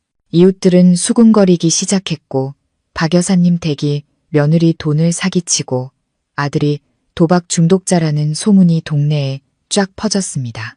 사채업자들은 돈 냄새를 맡고 박 여사님 집에 더 집요하게 찾아와 빚 독촉을 하기 시작했습니다. 민준 씨는 계속해서 제게 연락을 시도했습니다. 모르는 번호로 전화를 걸고 문자를 보내고 심지어 회사 정문 앞에서 저를 기다리기까지 했습니다. 하지만 저는 경비원에게 그를 들여보내지 말라고 단단히 일러두었습니다. 저는 그의 얼굴을 더는 보고 싶지 않았습니다. 이제 모든 일은 김 변호사님께 전적으로 위임했습니다.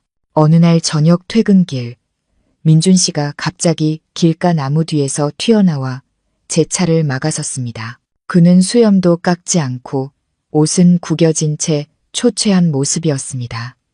예전의 말끔한 모습은 온데간데 없었죠. 하나씨, 잠깐만 얘기 좀 해, 제발. 저는 차창을 조금 내리고 차가운 목소리로 말했습니다. 나랑 당신은 더 할 얘기 없어요. 할 말 있으면 내 변호사한테 하세요. 그렇게 무정하게 굴지 마. 어머니는 입원하셨고 민호는 빚쟁이들한테 손목을 잘리겠다고 협박받고 있어. 고소 좀 취하해주면 안 될까? 이혼 서류에 도장 찍을게. 돈도 갚을게. 하지만 시간은 좀 줘. 지금 이렇게 우리 집을 벼랑 끝으로 몰면 우리더러 어떻게 살라는 거야? 또다시 시작된 가난과 불행 타령. 저는 아무런 감정도 느껴지지 않는 눈으로 민준 씨를 바라보았습니다. 내가 무정하다고 당신네 모자가 내 월급 카드를 내놓으라고 협박할 때, 당신이 내 돈을 몰래 빼돌릴 때 내 생각은 했어요? 나는 어떻게 살라고 생각했어요? 당신들한테 줄 시간은 이미 끝났어요. 이제는 법이 말할 차례예요. 비켜요. 저는 엑셀을 밟았습니다. 차는 민준 씨를 스쳐 지나갔고 그는 붐비는 인파 속에서 허망하게 서 있었습니다. 백미러를 통해 그의 모습이 점점 작아지는 것을 보았습니다. 외롭고 비참해 보였죠. 제 마음속에는 안타까움이 솟아올랐습니다. 그를 위해서가 아니라 제 자신을 위해서였습니다. 어떻게 제가 이렇게 나약하고 비겁한 남자와 사랑하고 결혼까지 할 수 있었을까요? 법적 공방은 치열하게 진행되었습니다. 제 변호사 측은 반박할 수 없는 명백한 증거들을 제시했고 민준 씨 가족은 더 이상 부인할 수 없었습니다. 법원은 판결 집행을 보장하기 위해 박 여사님 가족의 재산을 동결하라는 결정을 내렸습니다. 박 여사님의 자부심이었던 조상 대대로 물려받은 그 집이 이제 경매에 넘어갈 위기에 처한 것이죠. 벼랑 끝에 몰린 민호, 모든 재앙의 근원이었던 그는 마침내 폭력적인 본성을 드러내기 시작했습니다. 그는 더 이상 집에 숨어 지내지 않고 저에게 복수하기 위해 미친 짓을 하기 시작했습니다. 그는 제가 자신의 인생을 망치고 빚쟁이들에게 쫓기게 하고 가족을 파탄냈다고 생각했습니다. 그날 아침 제가 영업팀 회의를 주재하고 있을 때 안내 데스크 직원이 허둥지둥 뛰어들어와 보고했습니다. 팀장님, 로비에 가족분이 오셨는데 난동을 부리고 계세요. 너무 흉악해서 경비원들도 말리지 못하고 있어요. 저는 미간을 찌푸리고 회의를 잠시 중단시킨 뒤 서둘러 로비로 내려갔습니다. 엘리베이터에서 내리자마자 로비 한가운데에 서 있는 민호를 보았습니다. 그는 손에 휘발유 병을 들고 눈은 충혈된 채 입으로는 고래고래 소리를 지르고 있었습니다. 이하나, 어디 있어? 당장 나와. 내가 날 죽음으로 몰아넣었으니 나도 너랑 같이 죽을 거야. 우리 집에 평화를 돌려내. 회사 직원들은 겁에 질려 구석으로 숨었습니다. 경비원들이 그를 둘러싸려 했지만 그가 손에 라이터를 들고 있었기 때문에 감히 다가가지 못했습니다. 민호는 저를 보자 미친 듯이 웃었습니다. 아, 나왔구나. 잘났어. 날 고소해? 내가 본때를 보여주지.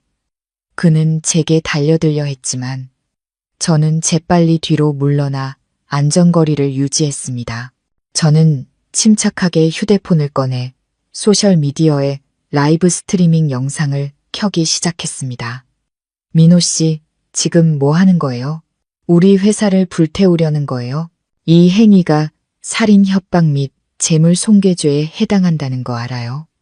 정말 감옥에서 썩고 싶어요? 협박하지 마. 난 이제 무서울 거 없어. 어차피 죽을 목숨, 너랑 같이 가면 더 재밌지. 민호는 휘발유 병을 휘둘렀고 휘발유가 바닥에 튀며 역한 냄새가 진동했습니다. 일촉즉발의 상황이었죠. 저는 그를 더 자극해서는 안 된다는 것을 알았습니다. 저는 경찰이 올 때까지 시간을 벌기 위해 최대한 부드럽게 말을 걸었습니다. 민호 씨, 진정해요. 이렇게 하면 당신 어머니는 어떻게 되겠어요? 병원에 누워 계신데 충격으로 돌아가시길 바라는 거예요. 빚은 천천히 갚을 수 있지만 당신이 무모한 짓을 하면 다시는 돌이킬 수 없어요. 어머니 이야기에 민호의 손이 약간 떨렸고 그는 순간 멈칫했습니다. 그 틈을 타 뒤에 있던 건장한 경비원 2명이 달려들어 그를 제압하고 바닥에 쓰러뜨렸습니다. 라이터는 멀리 튕겨나갔고 휘발유 병은 엎질러졌지만 다행히 불이 붙지는 않았습니다. 이거 놔. 놓으라고. 이 자식들아. 민호는 발버둥치며 소리쳤지만 빠져나갈 수 없었습니다. 불과 몇 분 후 회사 문 앞에서 경찰차 사이렌 소리가 요란하게 울렸습니다. 경찰관들이 들이닥쳐 민호에게 수갑을 채워 연행해 갔습니다. 그의 모든 행동은 보안 카메라와 제 휴대폰에 고스란히 기록되었습니다. 저는 민호가 끌려가는 것을 보며 안도의 한숨을 내쉬면서도 마음 한구석에서는 깊은 슬픔이 밀려왔습니다. 이걸로 끝이었습니다. 공공질서문란, 살인 협박, 인화성 물질 소지 혐의에 더해 이전의 사기죄까지. 민호는 분명히 응당한 처벌을 받게 될 것이었습니다. 감옥의 문이 그를 향해 열렸고 그것은 또한 박 여사님 가족이 재기할 수 있다는 희망의 종말이기도 했습니다. 저는 동료들과 고객들에게 방금 일어난 소동에 대해 사과한 뒤 조용히 사무실로 돌아왔습니다. 유리창 너머로 저는 붐비는 거리를 내려다 보았습니다. 이 싸움에서 저는 이겼지만 왜 기쁘지 않은 걸까요? 아마도 이 성장과 자유를 위해 치른 대가가 너무나 컸기 때문일 겁니다. 그것은 한 가족의 붕괴와 제 영혼에 남은 상처들과 맞바꾼 것이었으니까요. 민호가 회사에서 난동을 부린 사건 이후 수사기관의 분위기는 박 여사님 가족에게 매우 불리하게 돌아갔습니다. 저는 피해자 및 증인 자격으로 조사를 받기 위해 출석했습니다. 수사관 맞은편에 앉아 저는 민호가 휘발유 병을 들고 불을 지르겠다고 협박하는 라이브 스트리밍 영상부터 이전의 사기 및 재산 횡령 행위를 증명하는 은행 거래 내역서까지 모든 증거를 침착하게 제출했습니다. 옆에 있는 유치장에서 저는 박 여사님이 비통하게 울부짖는 소리를 어렴풋이 들었습니다. 그녀는 교도관에게 아들을 만나게 해달라고 애원하며 철없는 아들은 죄가 없다고 계속해서 외치고 있었습니다. 하지만 법은 감상적인 연극을 하는 곳이 아니었습니다. 사회의 위험을 초래한 난폭한 행동, 거액의 빚, 그리고 제 돈 5억 원을 사기친 혐의까지 더해져 민호는 법의 심판을 피하기 어려웠습니다. 경찰서 문을 나서자 민준 씨와 박 여사님이 나무 아래에 주저앉아 있는 모습이 보였습니다. 그들의 모습은 전에 없이 비참했죠. 박 여사님은 머리가 헝클어지고 눈은 퉁퉁 부어 예전에 위풍당당하던 시어머니의 모습은 온데간데 없었습니다. 제가 나오는 것을 보고 그녀는 비틀거리며 일어나 제게 달려왔습니다. 하지만 때리거나 욕을 하려는 것이 아니라 제 다리를 붙잡고 무릎을 꿇기 위해서였죠. 하나야, 내가 잘못했다. 제발 고소 좀 취하해다오. 우리 민호가 구속됐어. 경찰이 몇 년은 감옥에 있어야 할 거라고 하더구나. 걔가 감옥에 가면 인생 끝나는 거야. 이 늙은 어미를 봐서라도 걔한테 살 길 한 번만 열어주라. 돈은 꼭 갚게 할게. 내가 약속한다. 저는 제 발 아래에서 울부짖는 여자를 보며 조금의 동정심도 느끼지 못했습니다. 그녀의 약속은 이제 길가의 휴지 조각보다도 가치가 없었습니다. 저는 한 걸음 뒤로 물러서며 차갑게 대답했습니다. 일어나세요. 어머님, 사람들 앞에서 웃음거리 만들지 마시고요. 당신들이 저를 속이고 제 돈을 전부 빼돌렸을 때 제 살 길은 생각해 주셨나요? 민호 씨가 회사에 휘발유를 들고 와서 저를 죽이려고 했을 때 제 목숨은 생각하셨어요? 이제 당신 아들이 법의 심판을 받게 되니 무서워서 애원하시는 건가요? 너무 늦었습니다. 민준 씨는 옆에 서서 고개를 숙인 채 중얼거렸습니다. 하나 씨, 우리 집이 잘못한 거 알아. 그래도 부부의 연이 있는데 철없는 동생이 저지른 일이잖아. 제발 민호 선처해달라고 탄원서 좀 써줘. 형량을 줄일 수 있게. 내가 평생 노예처럼 일해서 당신 빚 다 갚을게. 저는 비웃었습니다. 그의 나약하고 게으른 성격으로 평생 노예처럼 일한다고 한들. 제 몸 하나 건사하기 힘들 텐데 5억 원의 이자까지 어떻게 갚는단 말입니까? 더는 헛된 약속하지 마세요. 당신이 평생 빚 갚는 거 필요 없어요. 저는 공정함을 원해요. 민호 씨의 행동은 법이 심판할 거예요. 돈 문제에 관해서는 제 변호사가 구체적으로 처리할 겁니다. 정말로 민호 씨의 형량을 줄여주고 싶다면 방법은 단 하나뿐이에요. 결과를 책임지고 횡령한 돈 전액을 즉시 저에게 변제하세요. 그 말을 남기고 저는 바로 택시에 올라탔습니다. 등 뒤에서는 박 여사님의 애처로운 통곡 소리가 들려왔습니다. 하늘의 그물은 넓고 성기지만 결코 놓치는 법이 없습니다.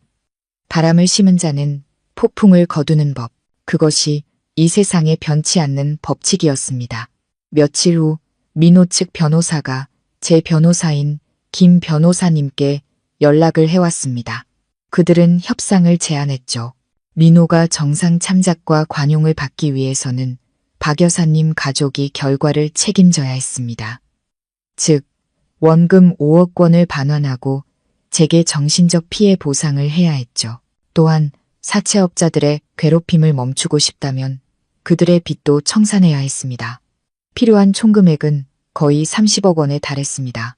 현재 상황에서 박봉의 민준, 구치소에 있는 민호, 얼마 안 되는 연금으로 생활하는 박 여사님에게는 완전히 막막한 금액이었습니다. 유일하게 가치 있는 재산은 박 여사님이 항상 조상의 유산이라며 자랑하던 넓은 골목의 3층짜리 집뿐이었습니다. 이웃들에게 듣자 하니 요즘 박 여사님 댁에 부동산 중개인들이 계속 드나든다고 했습니다.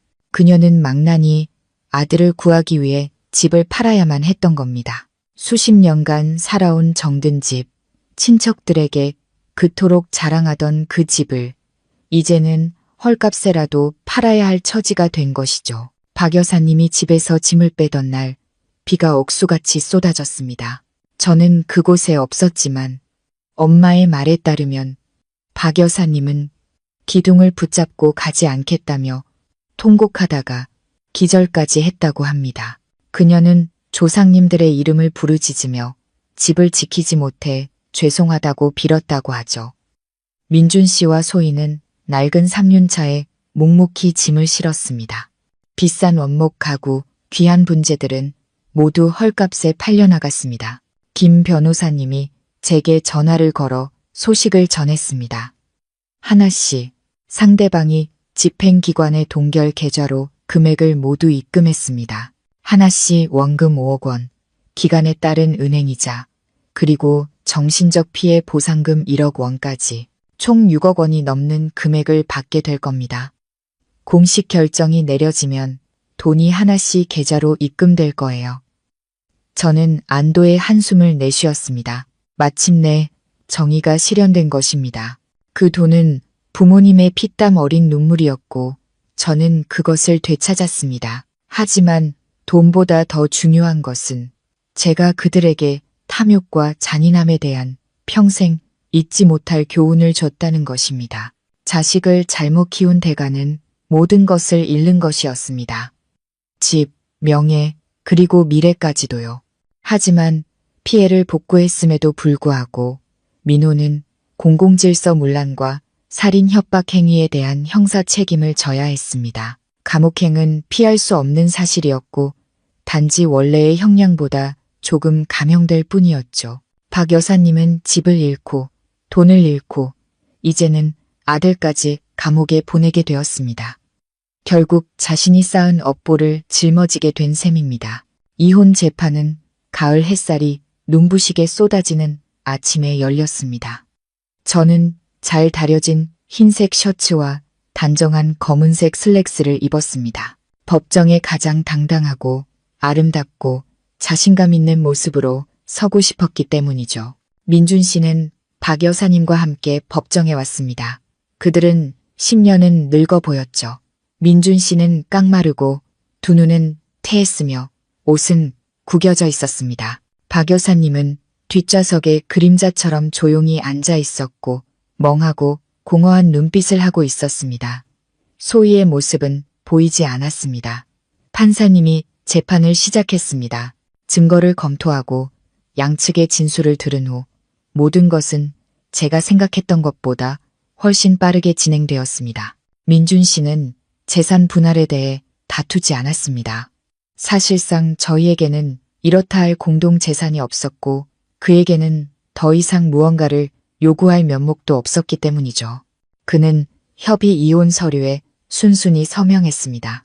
판사님이 판사봉을 두드리며 이혼 판결이 효력을 발휘한다고 선언하는 순간 저는 지난 몇 달간 제 가슴을 짓누르던 천근만근의 돌덩이가 내려가는 것을 느꼈습니다. 제 손에 들린 이혼 판결문은 한 사랑의 사망 진단서가 아니라 새로운 삶의 출생 증명서였습니다. 재판정을 나서자 민준 씨가 머뭇거리며 제게 다가왔습니다. 하나 씨, 미안해. 지금 무슨 말을 해도 늦었다는 거 알아. 행복하길 바라. 저는 한때 남편이라 불렀던 남자를 바라보았습니다. 마음은 이상할 정도로 평온했습니다. 사랑도 미움도 남지 않았습니다. 나약한 한 인간에 대한 연민만이 남아있을 뿐이었죠. 고마워요. 나는 분명히 행복해질 거예요. 당신도 이제 남자답게 살아요. 어머니 더는 고생시키지 말고요. 저는 몸을 돌려 걸었습니다. 구두굽이 타일 바닥에 부딪히는 소리가 경쾌하게 들렸습니다. 법원 정문에는 부모님이 기다리고 계셨습니다. 제가 나오는 것을 보고 엄마는 두 팔을 벌려 저를 품에 안으셨습니다. 다 끝났니? 우리 딸, 이제 집에 가자. 네가 좋아하는 동태찌개 끓여놨어. 네, 엄마, 집에 가요. 너무 배고파요. 차는 저를 법원으로부터, 고통스러운 과거로부터 멀리 데려다 주었습니다. 저는 차창 밖을 보았습니다. 오늘 하늘은 희망처럼 푸르렀습니다. 저는 가슴 깊이 숨을 들이마셨습니다. 자유의 공기, 앞으로 저를 기다리고 있을 아름다운 날들의 냄새가 났습니다. 집을 팔아 저와 다른 채권자들에게 빚을 갚은 후 박 여사님 가족에게는 푼돈만이 남았습니다. 그들은 깊고 어두운 골목에 있는 낡고 축축하고 비좁은 단칸방을 빌려야 했습니다.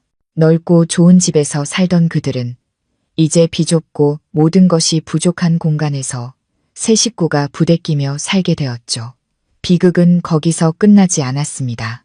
박 여사님이 우리 식구라며 그토록 칭찬했던 귀한 며느리 소희가 마침내 본색을 드러내기 시작했습니다. 시댁이 파산하고 남편 민호가 2년형을 선고받고 감옥에 가자 더 이상 얻어낼 것이 없다고 판단한 소희는 즉시 태도를 바꿨습니다.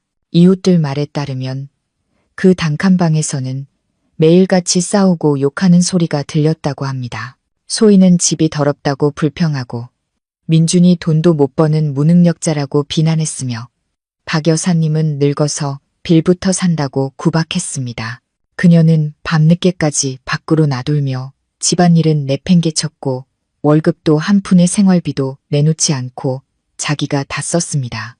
절정은 어느 날 저녁이었습니다. 소희는 자신의 짐을 모두 챙기고 박 여사님이 노후 자금으로 베개 밑에 숨겨두었던 얼마 안 되는 돈까지 훔쳐서 더 부유한 다른 남자를 따라 도망쳤습니다. 박 여사님은 뒤늦게 사실을 알고 바닥에 주저앉아 통곡할 뿐이었습니다. 세상에, 내가 은혜도 모르는 것을 키웠구나. 내 효심 깊던 며느리는 어디 가고 어떻게 늙은 어미 약가까지 훔쳐갈 수가 있니?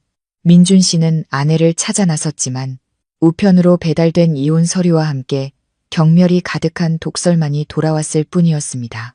소희는 감옥에 간 남자와 망해버린 가족 옆에서 청춘을 썩힐 만큼 어리석지 않다고 대놓고 말했습니다. 그제야 박 여사님은 뼈저린 고통을 느꼈습니다. 그녀는 자신이 제게 퍼부었던 악담들을 떠올렸습니다. 자신이 저질렀던 끔찍한 차별 대우를 기억해냈죠. 진심으로 대하고 능력 있는 며느리였던 저는 쫓아냈고 가식적이고 탐욕스러운 소희는 떠받들며 모셨습니다. 인과응보는 빠르고 잔혹하게 찾아왔고 박 여사님은 완전히 무너져 병으로 자리에 눕게 되었습니다. 민준 씨는 생계를 위해 힘든 막노동을 하면서 아픈 어머니까지 돌봐야 했습니다. 삶은 궁핍과 막막함의 연속이었습니다. 제 인생의 폭풍우가 지나간 지 2년이 흘렀습니다. 시간은 가장 위대한 치유제였습니다. 저는 과거의 슬픔을 잊기 위해 모든 열정과 열의를 다해 일에 몰두했습니다. 뛰어난 능력과 높은 집중력 덕분에 저는 회사에 연이어 큰 계약을 성사시켰습니다. 사장님은 저를 매우 신임하셨고 지역 영업본부장 자리로 승진시켜 주셨죠. 연봉과 보너스는 급상승했고 민준 씨 가족에게서 되찾은 돈과 저축을 합쳐 저는 한강이 내려다 보이는 고급 아파트와 최신형 자동차를 제 힘으로 마련했습니다. 저는 즐겁고 주체적인 독신 생활을 만끽했습니다. 주말에는 부모님을 모시고 교회로 드라이브를 가거나 맛있는 음식을 먹거나 혹은 집에서 꽃꽂이를 하고 책을 읽으며 소박한 시간을 보냈습니다. 요가 수업에 등록하고 그림을 배우는 등 예전에는 기회가 없었던 제가 좋아하는 일들을 마음껏 했습니다. 제 외모는 날이 갈수록 성숙하고 화사해졌죠. 많은 성공한 남자들이 제게 다가왔지만 저는 서둘러 마음을 열지 않았습니다. 이 자유를 좀 더 누리고 싶었고 무엇보다 중요한 것은 돈 때문에 저를 만나는 사람이 아니라 제 가치를 진정으로 알아주는 자격 있는 사람을 찾고 싶었습니다. 어느 날 해외 파트너사 초청 파티에서 저는 우연히 옛 지인을 다시 만났습니다. 바로 소희였죠. 그녀는 자기 아버지 뻘은 되어 보이는 배 나온 재력가와 함께 있었습니다. 소희의 모습은 화려하고 요란했지만 눈빛에서는 피로와 불안함이 묻어났습니다. 그 재력가는 그녀를 별로 존중하지 않는 듯 많은 사람들이 있는 곳에서 하인 부리듯 계속해서 소리치며 이것저것 시켰습니다. 제가 우아한 이브닝 드레스를 입고 파트너 그룹의 총괄 이사님과 영어로 즐겁게 대화하는 모습을 보자 소희는 얼어붙었습니다. 그녀는 고개를 숙이고 제 시선을 피하려 슬그머니 인파 속으로 사라졌습니다. 아마도 현재 우리 둘 사이의 하늘과 땅 차이 같은 격차를 보고 부끄러움을 느꼈을 겁니다. 저는 가볍게 미소 지으며 와인잔을 들어 한 모금 마셨습니다. 진정한 승리감이란 적의 고통을 보는 것이 아니라 그 어느 때보다 행복하고 눈부시게 성공한 내 자신을 보는 것이었습니다. 저는 폭풍우를 이겨내고 스스로 강인한 꽃이 되어 향기를 발산하고 있었습니다. 고급스러운 파티의 감미로운 음악 소리도 방구석에서 터져 나오는 거친 고함 소리를 덮지는 못했습니다. 저는 고개를 돌려 소희의 창백한 얼굴과 마주쳤습니다. 그녀와 함께 온 술 때문에 얼굴이 붉어진 뚱뚱한 남자가 소희가 실수로 자기 옷에 와인을 조금 쏟았다는 이유로 그녀의 얼굴에 대고 소리를 지르고 있었습니다. 지금 뭐 하는 거야? 눈은 어디다 두고 다녀? 이 옷이 내 집안 재산보다 비싼 건 알아? 쓸모없는 것 같으니라고. 소희는 고개를 숙인 채 떨리는 손으로 휴지를 들고 와인 자국을 닦으며 작은 목소리로 사과했습니다. 그녀는 박 여사님 댁에 있을 때 거만하게 다른 사람을 부리던 모습과는 전혀 다른 정말 비참한 모습이었습니다. 몸에 꽉 끼는 요란한 이브닝 드레스는 이 고급스러운 공간 속에서 그녀의 저렴함과 어색함을 더욱 부각시켰습니다. 저는 다른 사람 일에 신경 쓰고 싶지 않아 그냥 돌아서려 했지만 제 옆에 서 있던 파트너사 총괄 이사인 지훈 씨가 갑자기 미간을 찌푸렸습니다. 저 남자분 너무 무례하네요. 여성은 존중받아야 할 존재지 저렇게 많은 사람들 앞에서 모욕당해야 할 존재가 아닌데요. 저는 가볍게 미소 지으며 대답했습니다. 사람마다 처한 상황이 다르니까요. 이사님, 어떤 사람들은 자존심을 버리고 물질을 택하기도 하죠. 그렇다면 그에 대한 대가도 감수해야 하는 거고요. 바로 그때 그 남자가 지훈 씨를 발견했습니다. 그는 즉시 태도를 바꾸어 험악하던 얼굴에 아첨하는 미소를 띠며 소희의 손을 잡아 끌고 우리 쪽으로 왔습니다. 아, 민 이사님, 여기서 뵙다니 영광입니다. 저는 X건설의 대표 박 사장이라고 합니다. 이사님과 안면을 트고 싶었습니다. 지훈 씨는 정중하게 고개를 끄덕였습니다. 의례적인 인사를 건네며 그의 시선은 옆에 웅크리고 서 있는 소희를 스쳐 지나갔습니다. 소희는 고개를 들었고 제가 우아한 이브닝 드레스를 입고 지훈 씨와 나란히 서 있는 것을 보자 마치 벼락이라도 맞은 듯 했습니다. 그녀의 눈은 놀라움으로 커졌다가 이내 극심한 수치심으로 변했죠. 하나 언니. 소희가 작게 소리쳤습니다. 그 남자는 그 말을 듣고 놀라서 소희에게 물었습니다. 당신 하나 본부장님을 알아? 하나 본부장님은 우리 파트너사의 뛰어난 영업 본부장님이시라고. 아는 사이면 잘 됐네. 어서 하나 본부장님께 술 한잔 올려.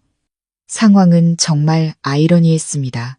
한때 저를 남이라며 무시하고 비웃었던 사람이 이제는 자신의 가짜 애인에게 잘 보이기 위해 제게 허리를 굽히며 술을 따라야 하는 상황이 된 것이죠. 저는 소희가 내민 술잔을 보았습니다. 그녀의 손은 부들부들 떨리고 있었죠. 안녕, 소희 씨. 세상 참 좁네. 듣자 하니 시댁이 어려워졌을 때 가족을 버리고 떠났다고 하던데 지금 이렇게 좋은 곳에 자리 잡은 걸 보니 나도 기쁘네. 박 여사님과 민준 씨는 지금쯤 많이 힘들 텐데 안타깝다. 제 말은 부드러웠지만 소희의 자존심을 찌르는 바늘 같았습니다. 그 남자는 그 말을 듣고 얼굴이 굳어지더니 소희의 손을 쳐내 술잔을 바닥에 떨어뜨려 깨뜨렸습니다. 알고 보니 당신 어려울 때 남편 버리고 도망간 그런 여자였어? 그런데 감히 나한테는 순진하고 기구한 운명의 여자인 척을 해? 꺼져. 당장 내 눈앞에서 사라져. 나는 사기꾼이랑 엮이고 싶지 않아. 소희는 그 자리에서 쫓겨났습니다. 눈물을 글썽이며 주변 사람들의 비웃음 속에서 쓸쓸히 파티장을 나섰죠. 저는 그녀의 뒷모습을 보며 통쾌함보다는 깊은 연민을 느꼈습니다. 인과응보는 누구도 피해갈 수 없었고 소희는 자신의 탐욕과 배신에 대한 대가를 가장 굴욕적인 방식으로 치른 것이었습니다. 그날 파티 이후 지훈 씨는 더 자주 저를 만나려 했습니다. 업무 얘기를 하기도 하고 점심 식사를 제안하기도 했죠. 그는 성숙하고 신사적이며 깊은 통찰력을 가진 남자였습니다. 그와 함께 있으면 저는 존중받고 이해받는다는 느낌을 받았습니다. 그는 제 아픈 과거를 알고 있었지만 결코 호기심으로 캐묻지 않았습니다. 그는 그저 가장 사소한 행동들로 묵묵히 저를 챙겨주었죠. 늦가을의 어느 날 오후 지훈 씨는 저를 석촌호수 근처 카페로 불렀습니다. 쌀쌀한 바람이 불어왔고 호수 표면에는 잔물결이 일렁였습니다. 지훈 씨는 저를 따뜻하고 진심 어린 눈빛으로 바라보았습니다. 하나 씨, 과거에 많은 상처를 받았다는 거 알아요.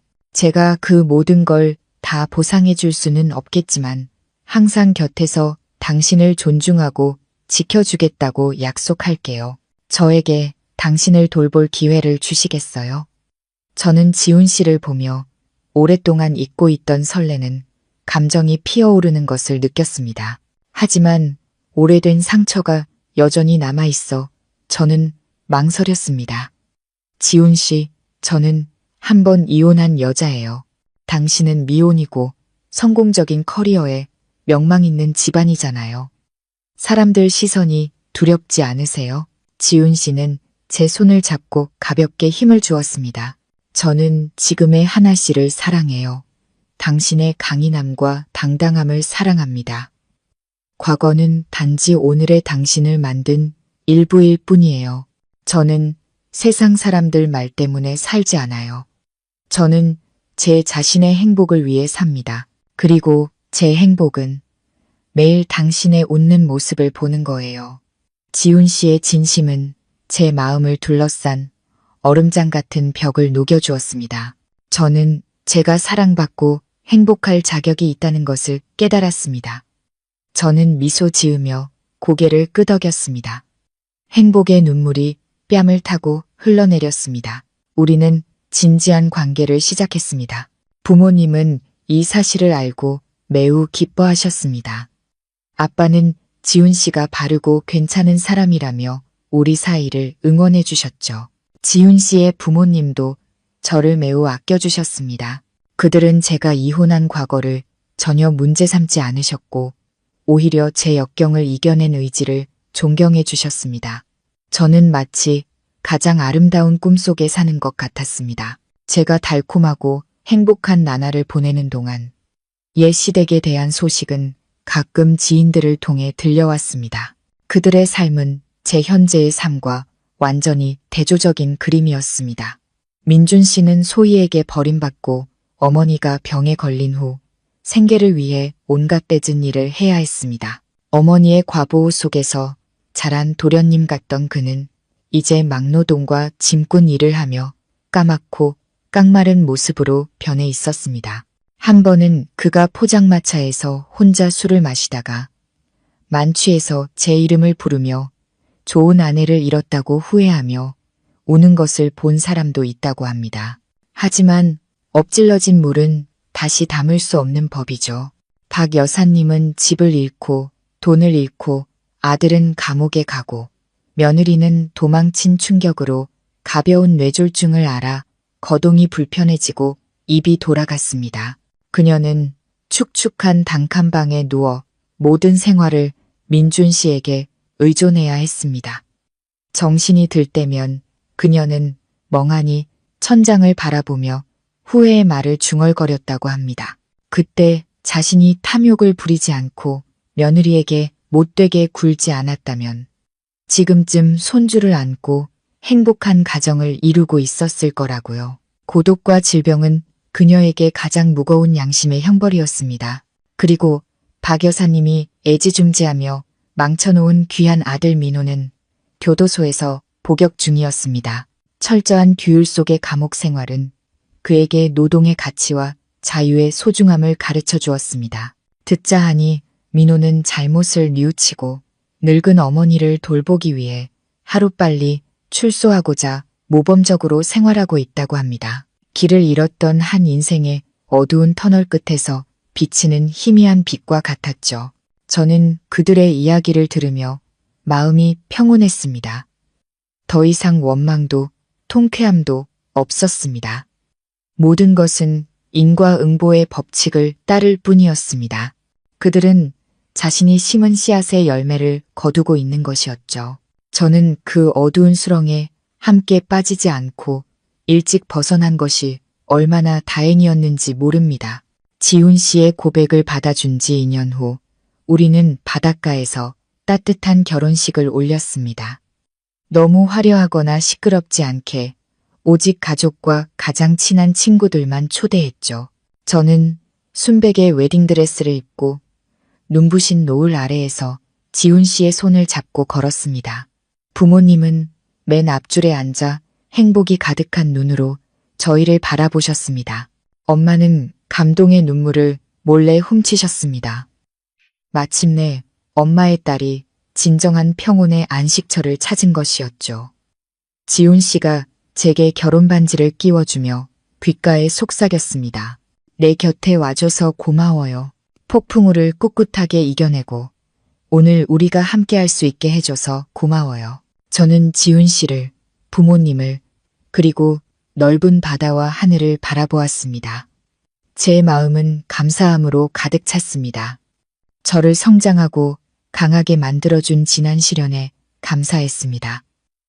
낡고 썩은 과거를 과감히 버리고 새롭고 좋은 것들을 받아들일 용기를 냈던 제 자신에게 감사했습니다. 여자의 인생에서 행복과 불행은 때로는 남편이 아니라 바로 자신의 능력에 달려 있습니다. 스스로를 사랑하지 않고 자신의 두 발로 서지 못한다면 누구와 결혼하든 온전한 행복을 얻기 어렵습니다. 저는 비 오는 날들을 지나왔기에 맑은 날들을 더욱 사랑하게 되었습니다. 그리고 이 행복이 오래갈 것이라 믿습니다. 이해와 존중, 그리고 진실한 사랑으로 쌓아 올린 행복이니까요. 시댁의 폭풍우는 과거 속으로 멀리 사라졌습니다. 이제 제 하늘에는 따뜻한 햇살과 웃음소리만이 가득합니다. 저는 지훈 씨의 손을 꼭 잡고 앞으로의 길을 함께 걸어갑니다. 마음은 이상하리만치 평온합니다. 평온합니다. 평온합니다. 평온합니다. 평온합니다. 평온합니다. 평온합니다. 평온합니다.